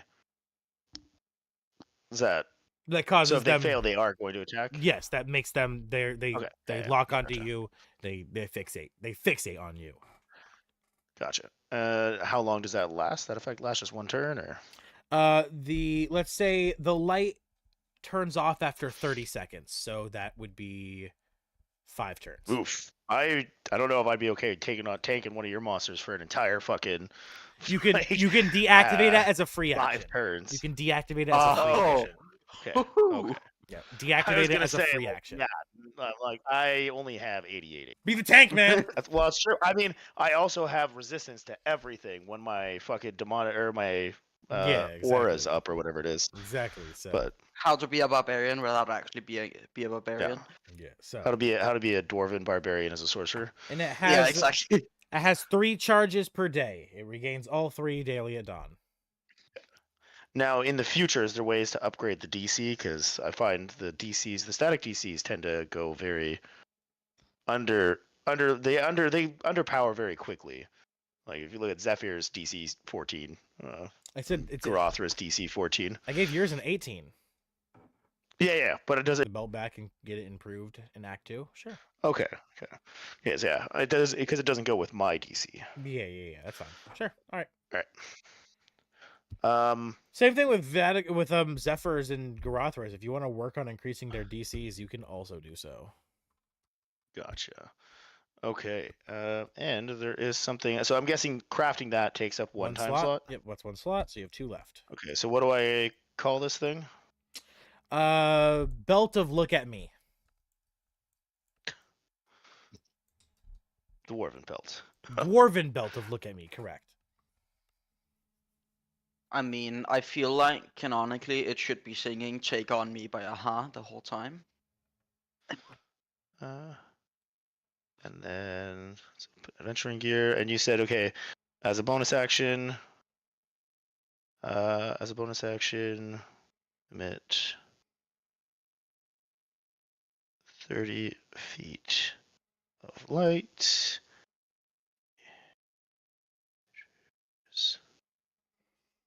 Oh, you can Okay, choose. so while I You write can this down- choose. You can choose the. You can tell the belt what creatures to ignore. So your allies can be ignored, obviously. Why am I getting the picture of iron from solo leveling? Because I've been watching a lot of solo leveling. You got me, you son of a bitch. Fuck you. Okay, I didn't think anyone else No, here that's watched just, that. that's just what I was thinking that originally too, to be honest with you. I'm glad we're thinking the same way. The other thing I want to do is I'm going to ask him to take a look at my winged boots and ask them. I want them to be, you know how like, see if he can reshape them into, you know how like people have like the bicep tattoo type things. Mm-hmm. Reshape them into like a band that goes around, almost kind of like Muay Thai fighters have those bands. Oh, sure, yeah. Like- That's free. Yeah. Yeah, you can just say you can do that within the same shopping slot, so don't worry about that. Yeah, Oh, can I? It's not changing. Okay. You're not changing yeah. any effect. You're just reflavoring it, right? That's it. Yeah, reflavor. Reforming it so. Yeah, that it's no reflavoring is longer always their free. boot. Yeah, reflavoring is always free. If it's the same effect, you're not increasing it or anything. You can always do something like that instantly. So yeah. So he Okay, alright. takes them from you. He does the same thing. He presses the machine and he gives them back to you now. Perfect. Okay, so now I don't have to worry about having 2 pairs of boots. Perfect. Oh yeah, Thanks, dude. I allow stacking of things anyway. No attunement limits anyway. So yeah, don't that was Yeah. you're just looking to be able to get another pair of boots. I'm Yeah, wearing yeah, boots yeah, on boots, baby. yeah, yeah. That's fine. All right. Okay. Let me. Do you want to go on ahead with Godak and come back for my last 2 slots? Just so... For your downtime. I can give you Yeah. 2 extra minutes if you want. Laughter, if you'll allow, Atlan also would have on his downtime commissioned a statue of straw to be built and erected to put outside the tavern. Oh, I was already doing that with Tyrael was already planning that, so perfect. All right, yeah, we would collaborate then, Yep, perfect. and get Gwen's permission, of course. All right. Sorry, Godak, go ahead. Got it. Okay. So what do you want to do? Go shop for some things. Okay, who are you going to? Thaddeus or Brood? I guess most of these things would probably be magic items, sort of, so it'd probably be Thaddeus. Okay, you had Thaddeus. What are you looking to buy? What you First boyin'? thing I'm looking for is a pair of winged boots, and they're uncommon. You find them instantly for 250. Yep.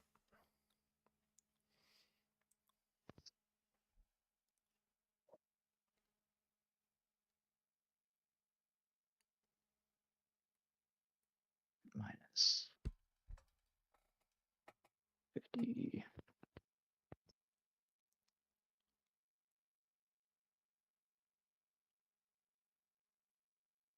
Next thing I'm looking for is a stone of luck, and it's also uncommon. That one is 150, and you find it once again instantly.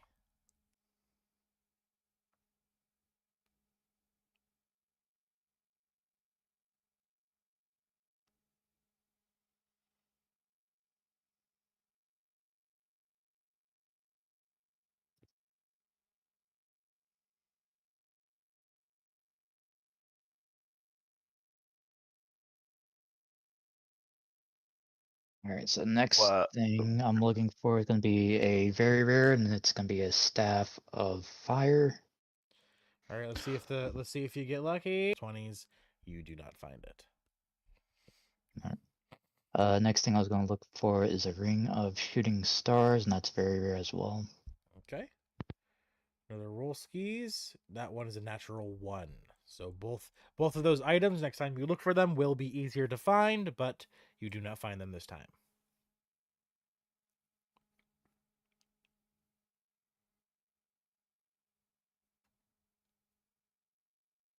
Okay, and the last thing I was kind of looking for is a called a life well tattoo, and that's very rare as well.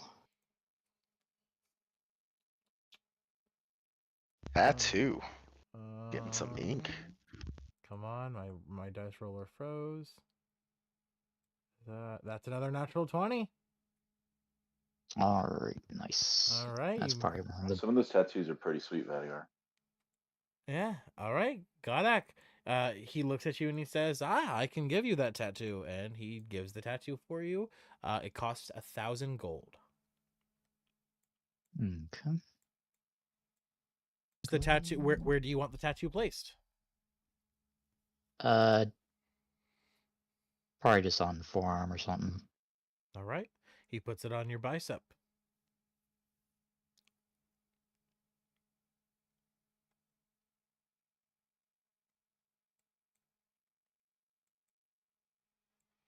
And that life well tattoo gives me when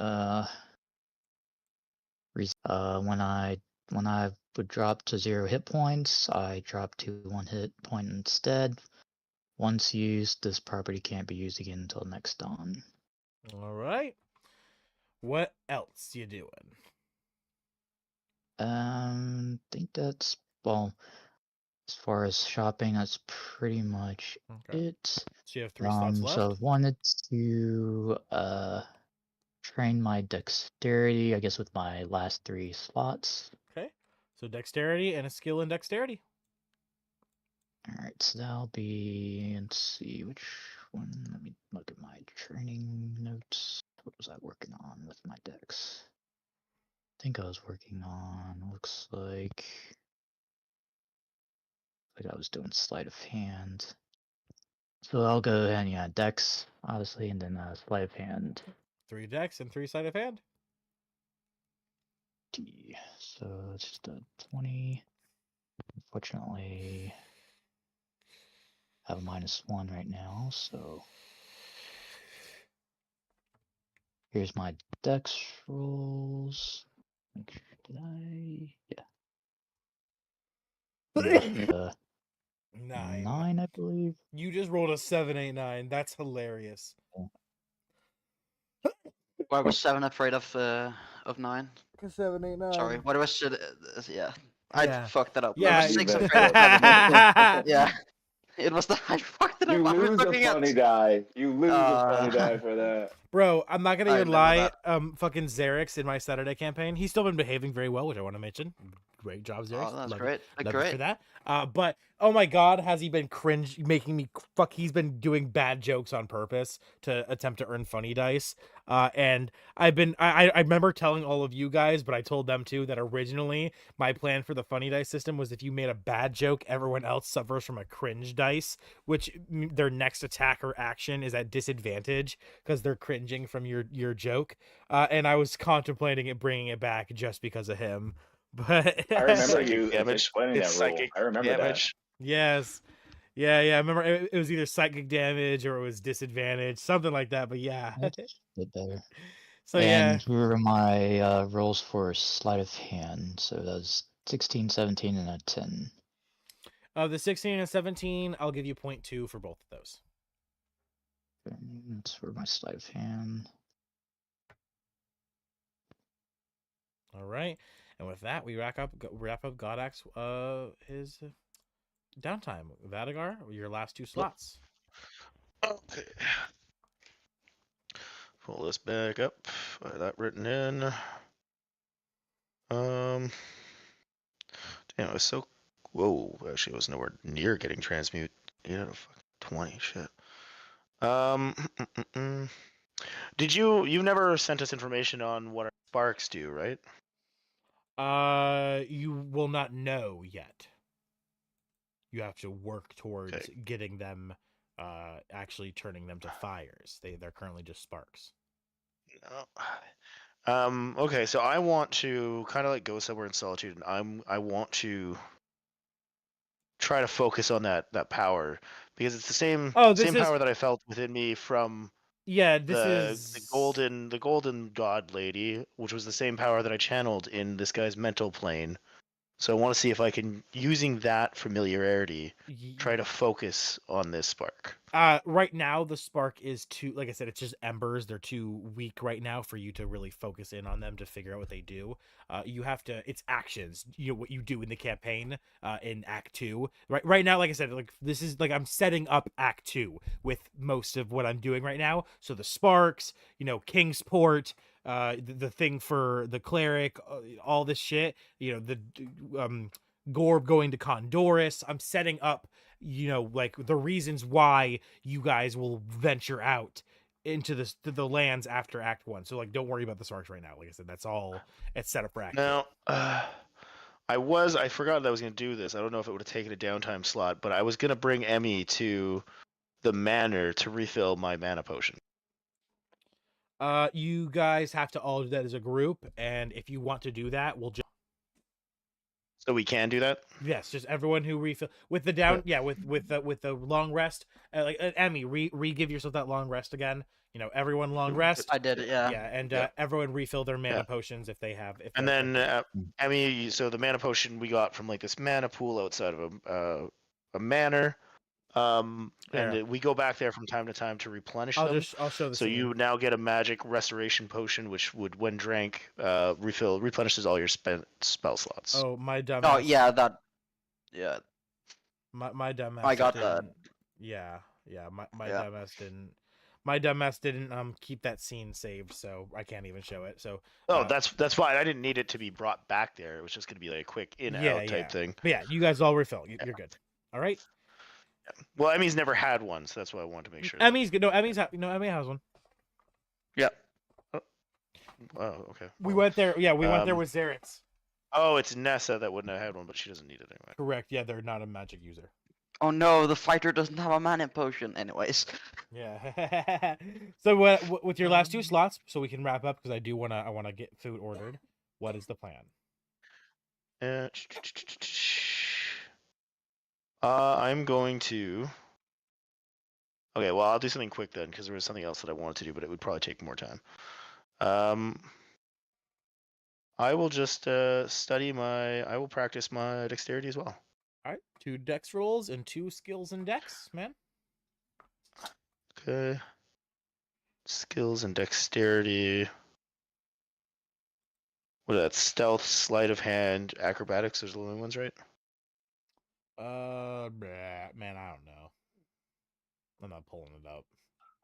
Acrobatic, Acrobatics, stealth, sleight, and sleight of and hand. I stealth. think. Yep, the only 3. There you go. All right. I will do some sleight of hand. Okay. I'll just practice moving more quickly, being able to like be more dexterous, switching weapons quicker. Okay. Perfect. Just trying to move quicker. Yeah. 2 rolls in each. Is it at 4 rolls for each section of downtime?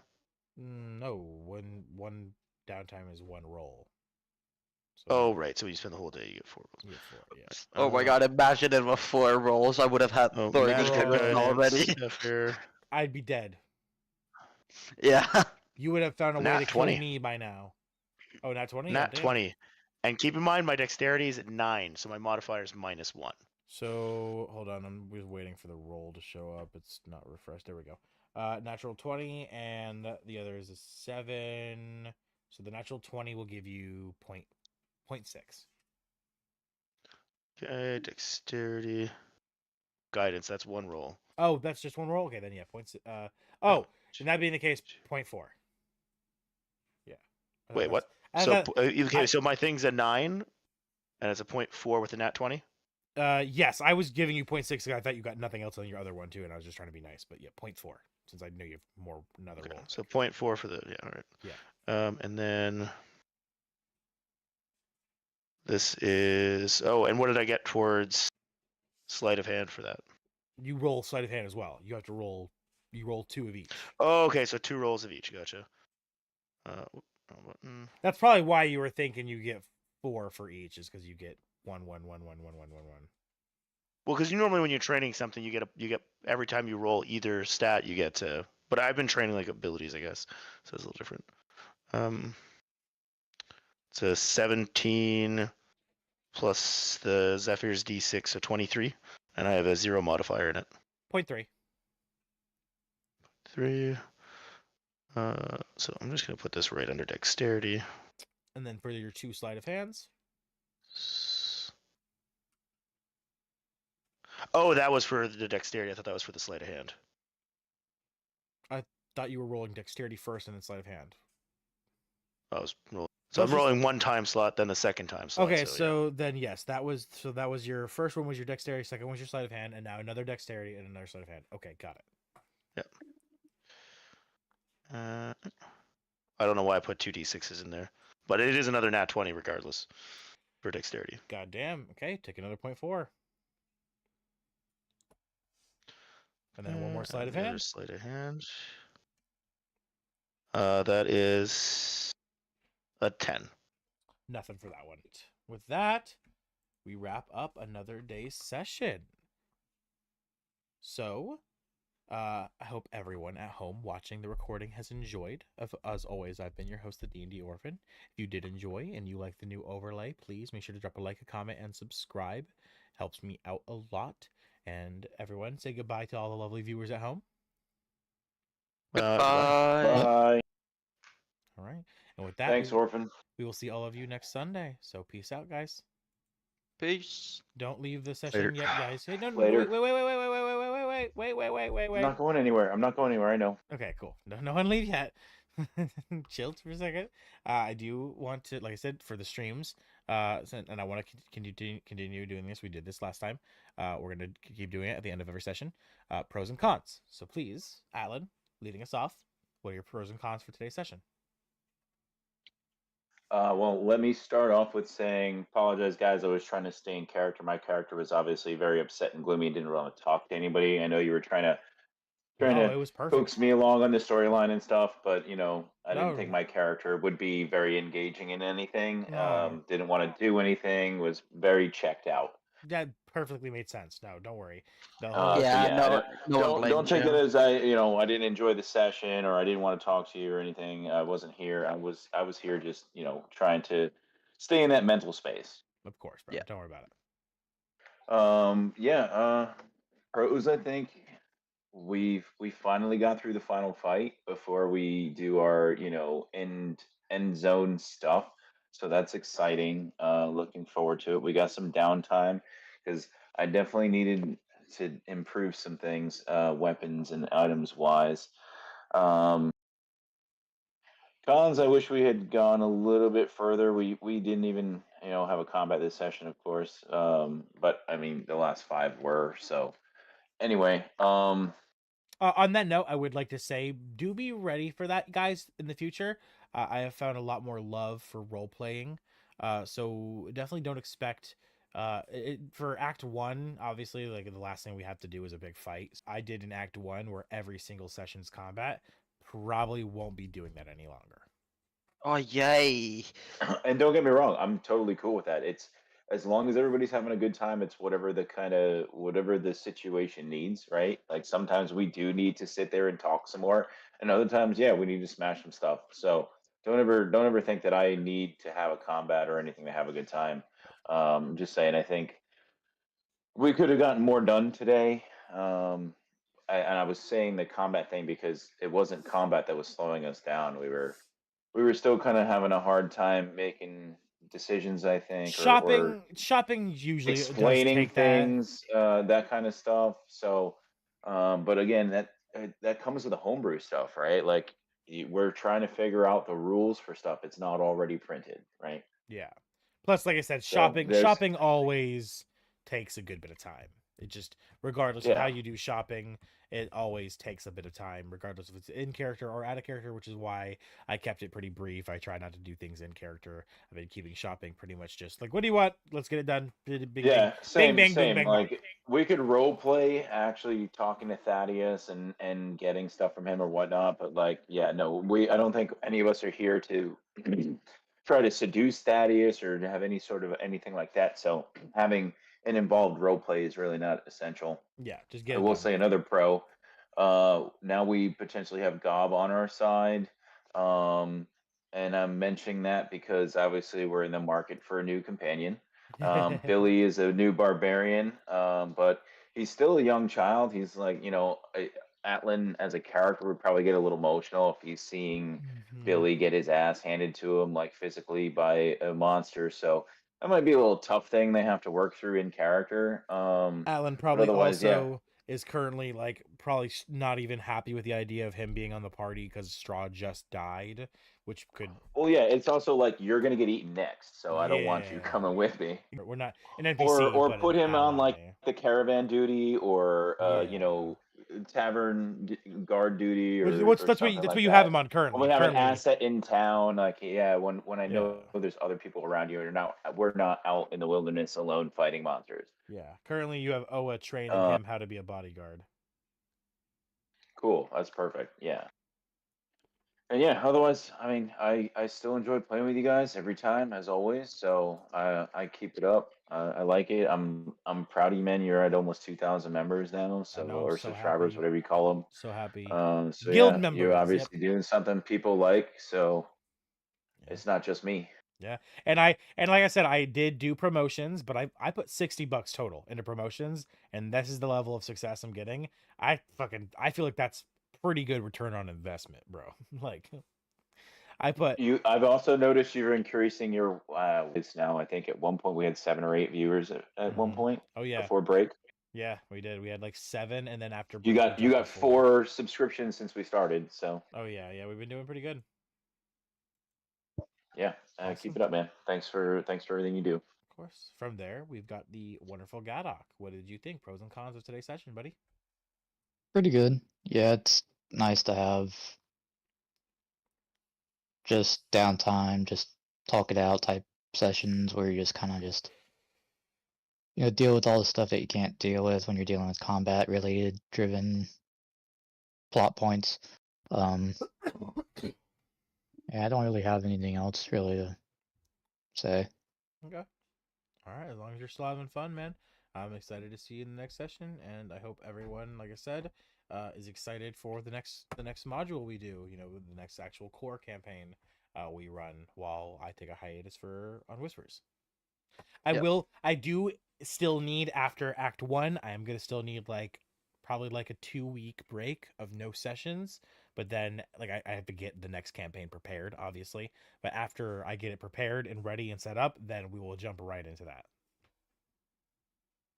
Yeah. Awesome. So, Nick, you are up next. Pros and cons, buddy.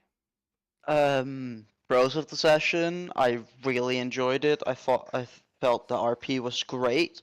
Atlas, no one blames you for being quiet. It's what your character would do. I was really struggling the whole session to try and come up with a way to, because this is ultimately it's Emmy's fault that he disappeared forever.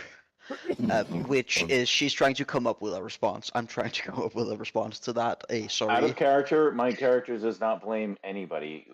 That's Braun knew what he was great. getting into. We knew what we were getting into. Nothing. Exactly. Nobody intentionally caused anything. Yes, the oversight of casting the polymorph spell put a hiccup in it, but I think I can still find a way. So. Oh yeah, I think Yeah. Alan definitely is the kind of character who is blaming the Kingpin right now more than anything, and not the ferret, but the yeah. actual. And if Kingpin. anything, if anybody that's still alive, I'm blaming, it's Maxie. Oh yeah. Oh, the rage will cometh. I am sure of that. I am sure when tomorrow's session. That's when why next... he made that comment to Tyrael, was like, "Oh, Uh-huh.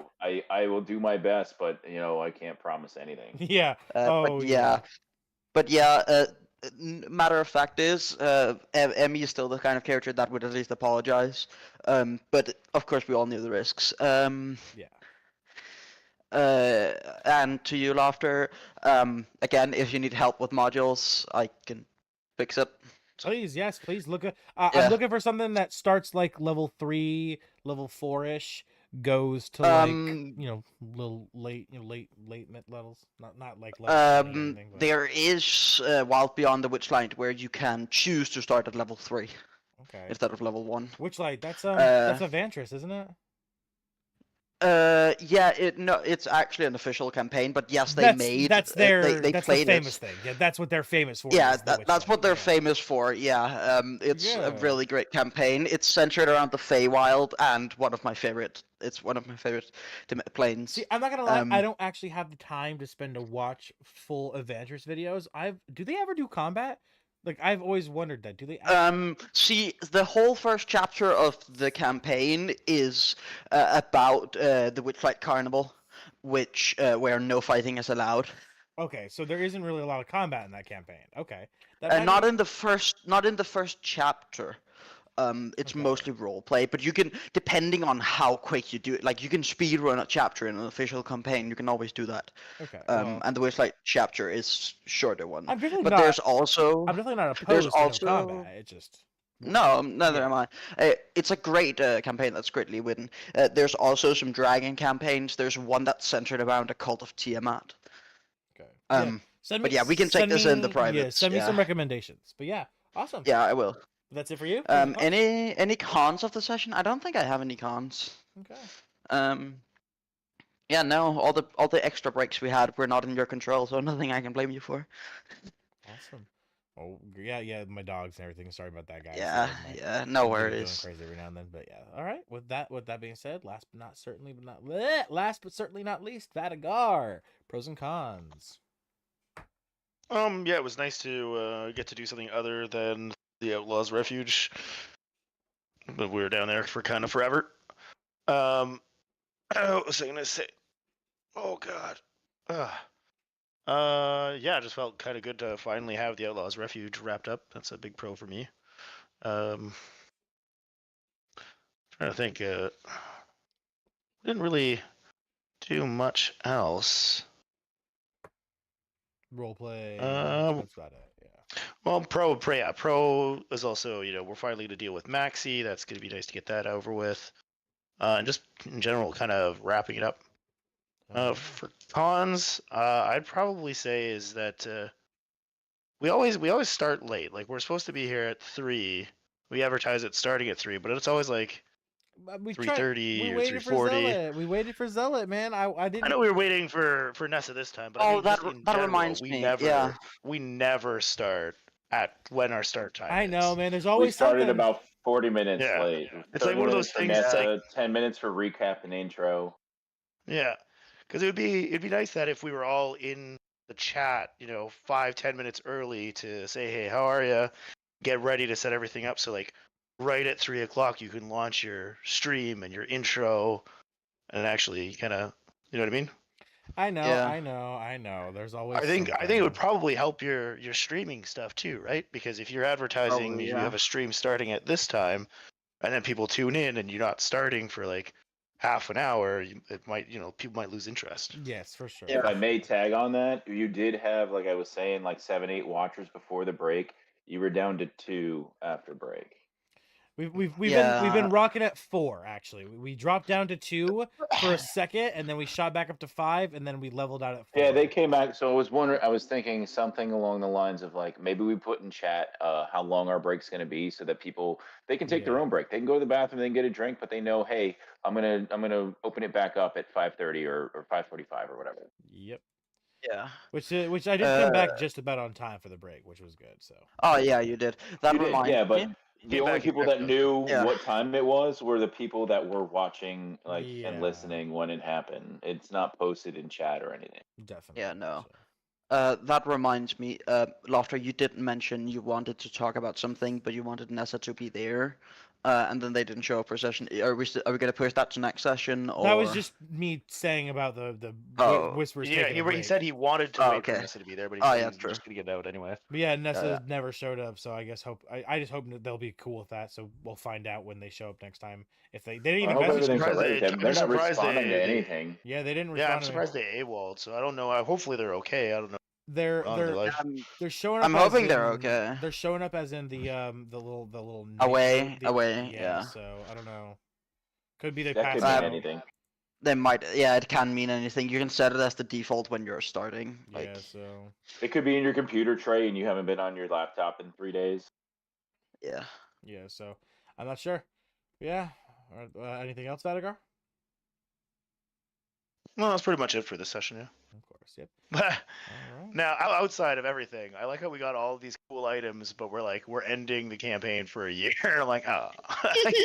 I know. And Oh, I'm yeah, setting this up. is gonna be aren't the you? monastery is going to be several sessions and probably like a good couple fights, I would imagine. Oh, So we yeah. will notice that your Blood Bowl vial also allows you to recover sorcery points when you roll hit dice. When we short rest, yeah.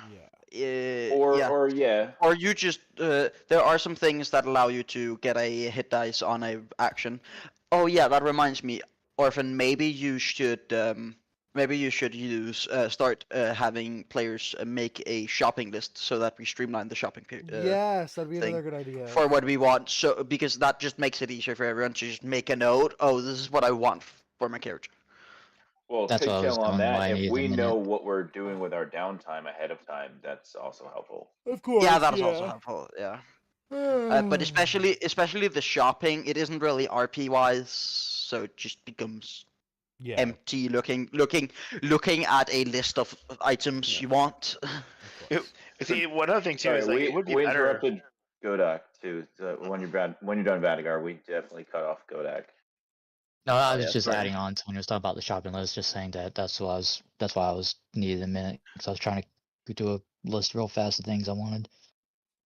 Right, I got to Yeah. do research too. The RP for shopping isn't really as necessary because it's usually better when you go into a shop and there's wares there you can browse. Then it's better for RP, but yeah. Yeah, but here we have to have them find things, Yeah. which is yeah.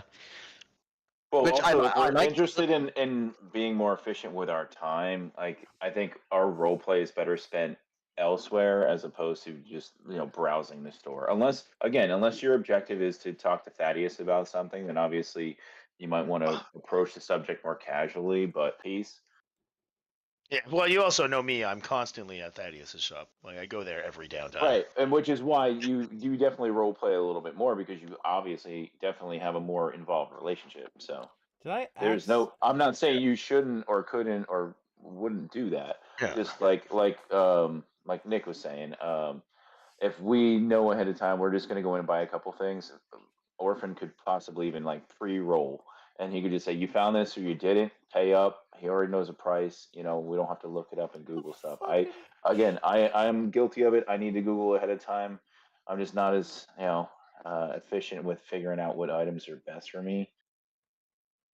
If you wanna like shoot a message, I can always ask my network or figure it out. There's always also ways to just search. Any recommendations, you can shoot them my way.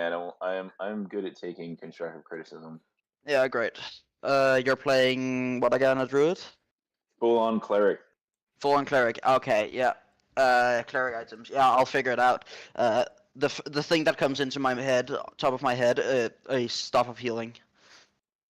Oh, I have that. I already have that. Oh, That was great. the first item I got. Yeah, don't Yeah, worry it's about just that. it's That was just the such first it's such item a I got. no-brainer. It's just the staff of healing. It's such a no-brainer. Just my temporary healing is so powerful that I don't ever really have to use it.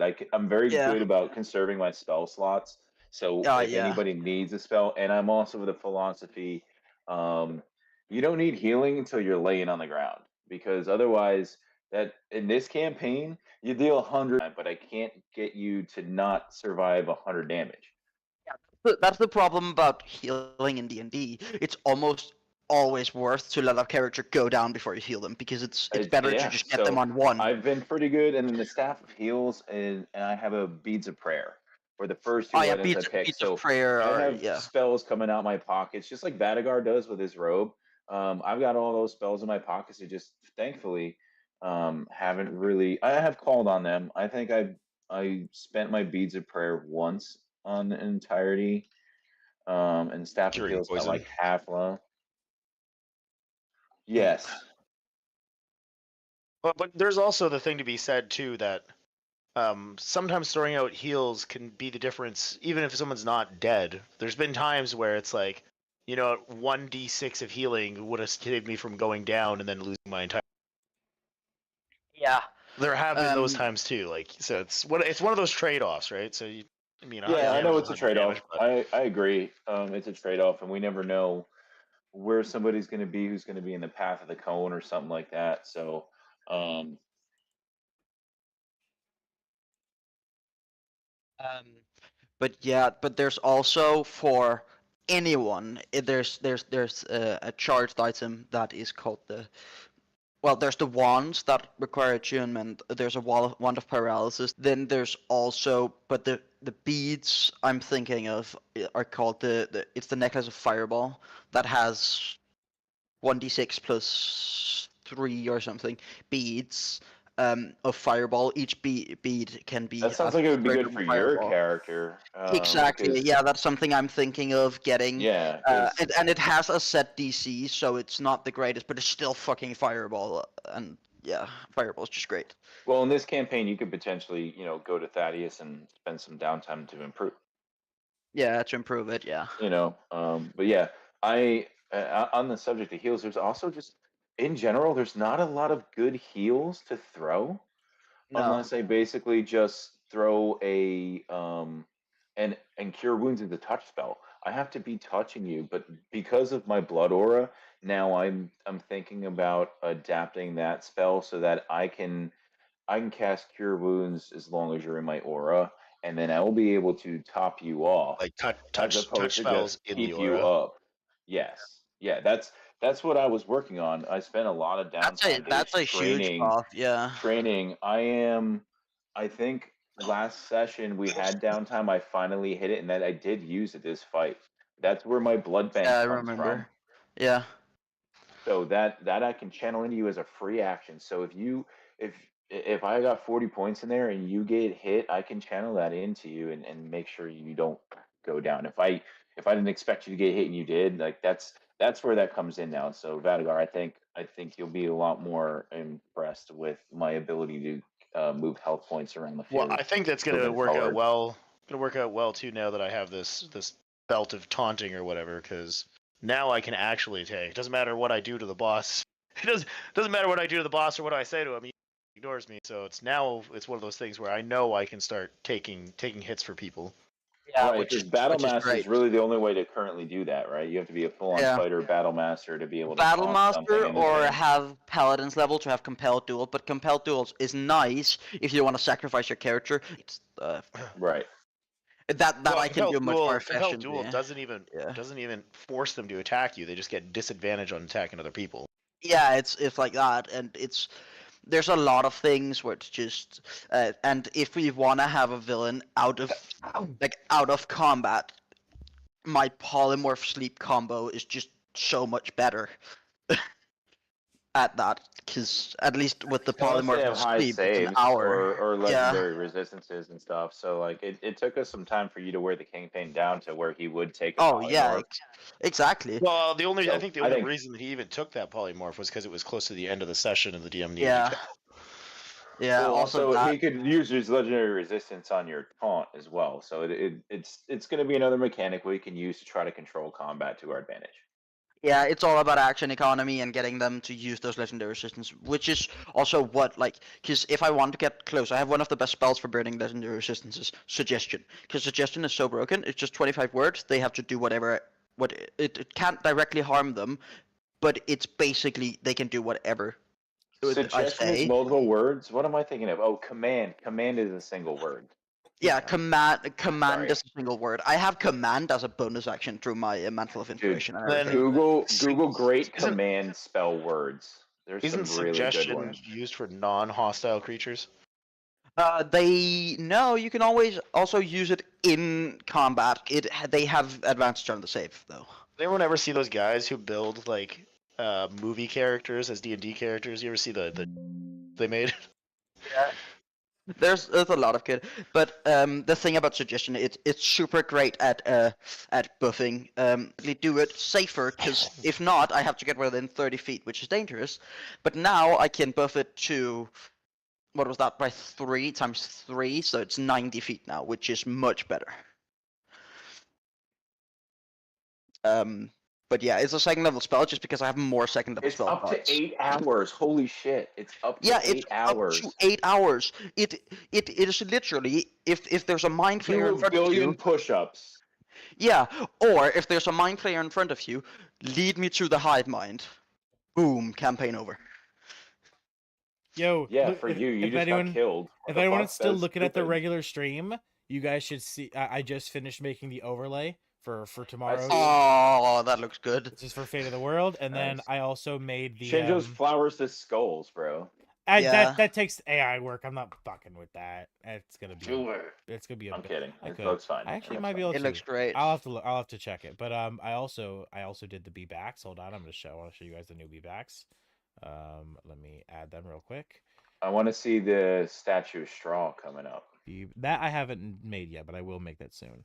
I tried. Yeah. It kept giving me some like Hindu-looking statue monk thing, or bald, like just completely bald. And straw definitely had a head of hair, so Oh I yeah. gave up. Nice. Nice with the reroll returns. Here is the, yeah. Also, this is the new you one. mentioned earlier, aren't we up actually 10 subs? Recommending that where you put "we will return," put an area where you can put a relative Timer, timestamp, yeah. like 15 minutes, 20 minutes, half an hour, Yeah, whatever. yeah. I'll definitely get some. So like people that. checking in will be able to be like, "Oh shoot, I got 5 minutes. Let me go walk my dog," or And whatever. then Like I've that. got Yeah. one more Fate of the World. I want to show you all the last one I just made as well, the Fate of the World one. Let me add it. BRB, Fate of the World, open, add, and then let me just readjust it to fit the actual screen. Oh, it's a little small. There we go. And there's the last one.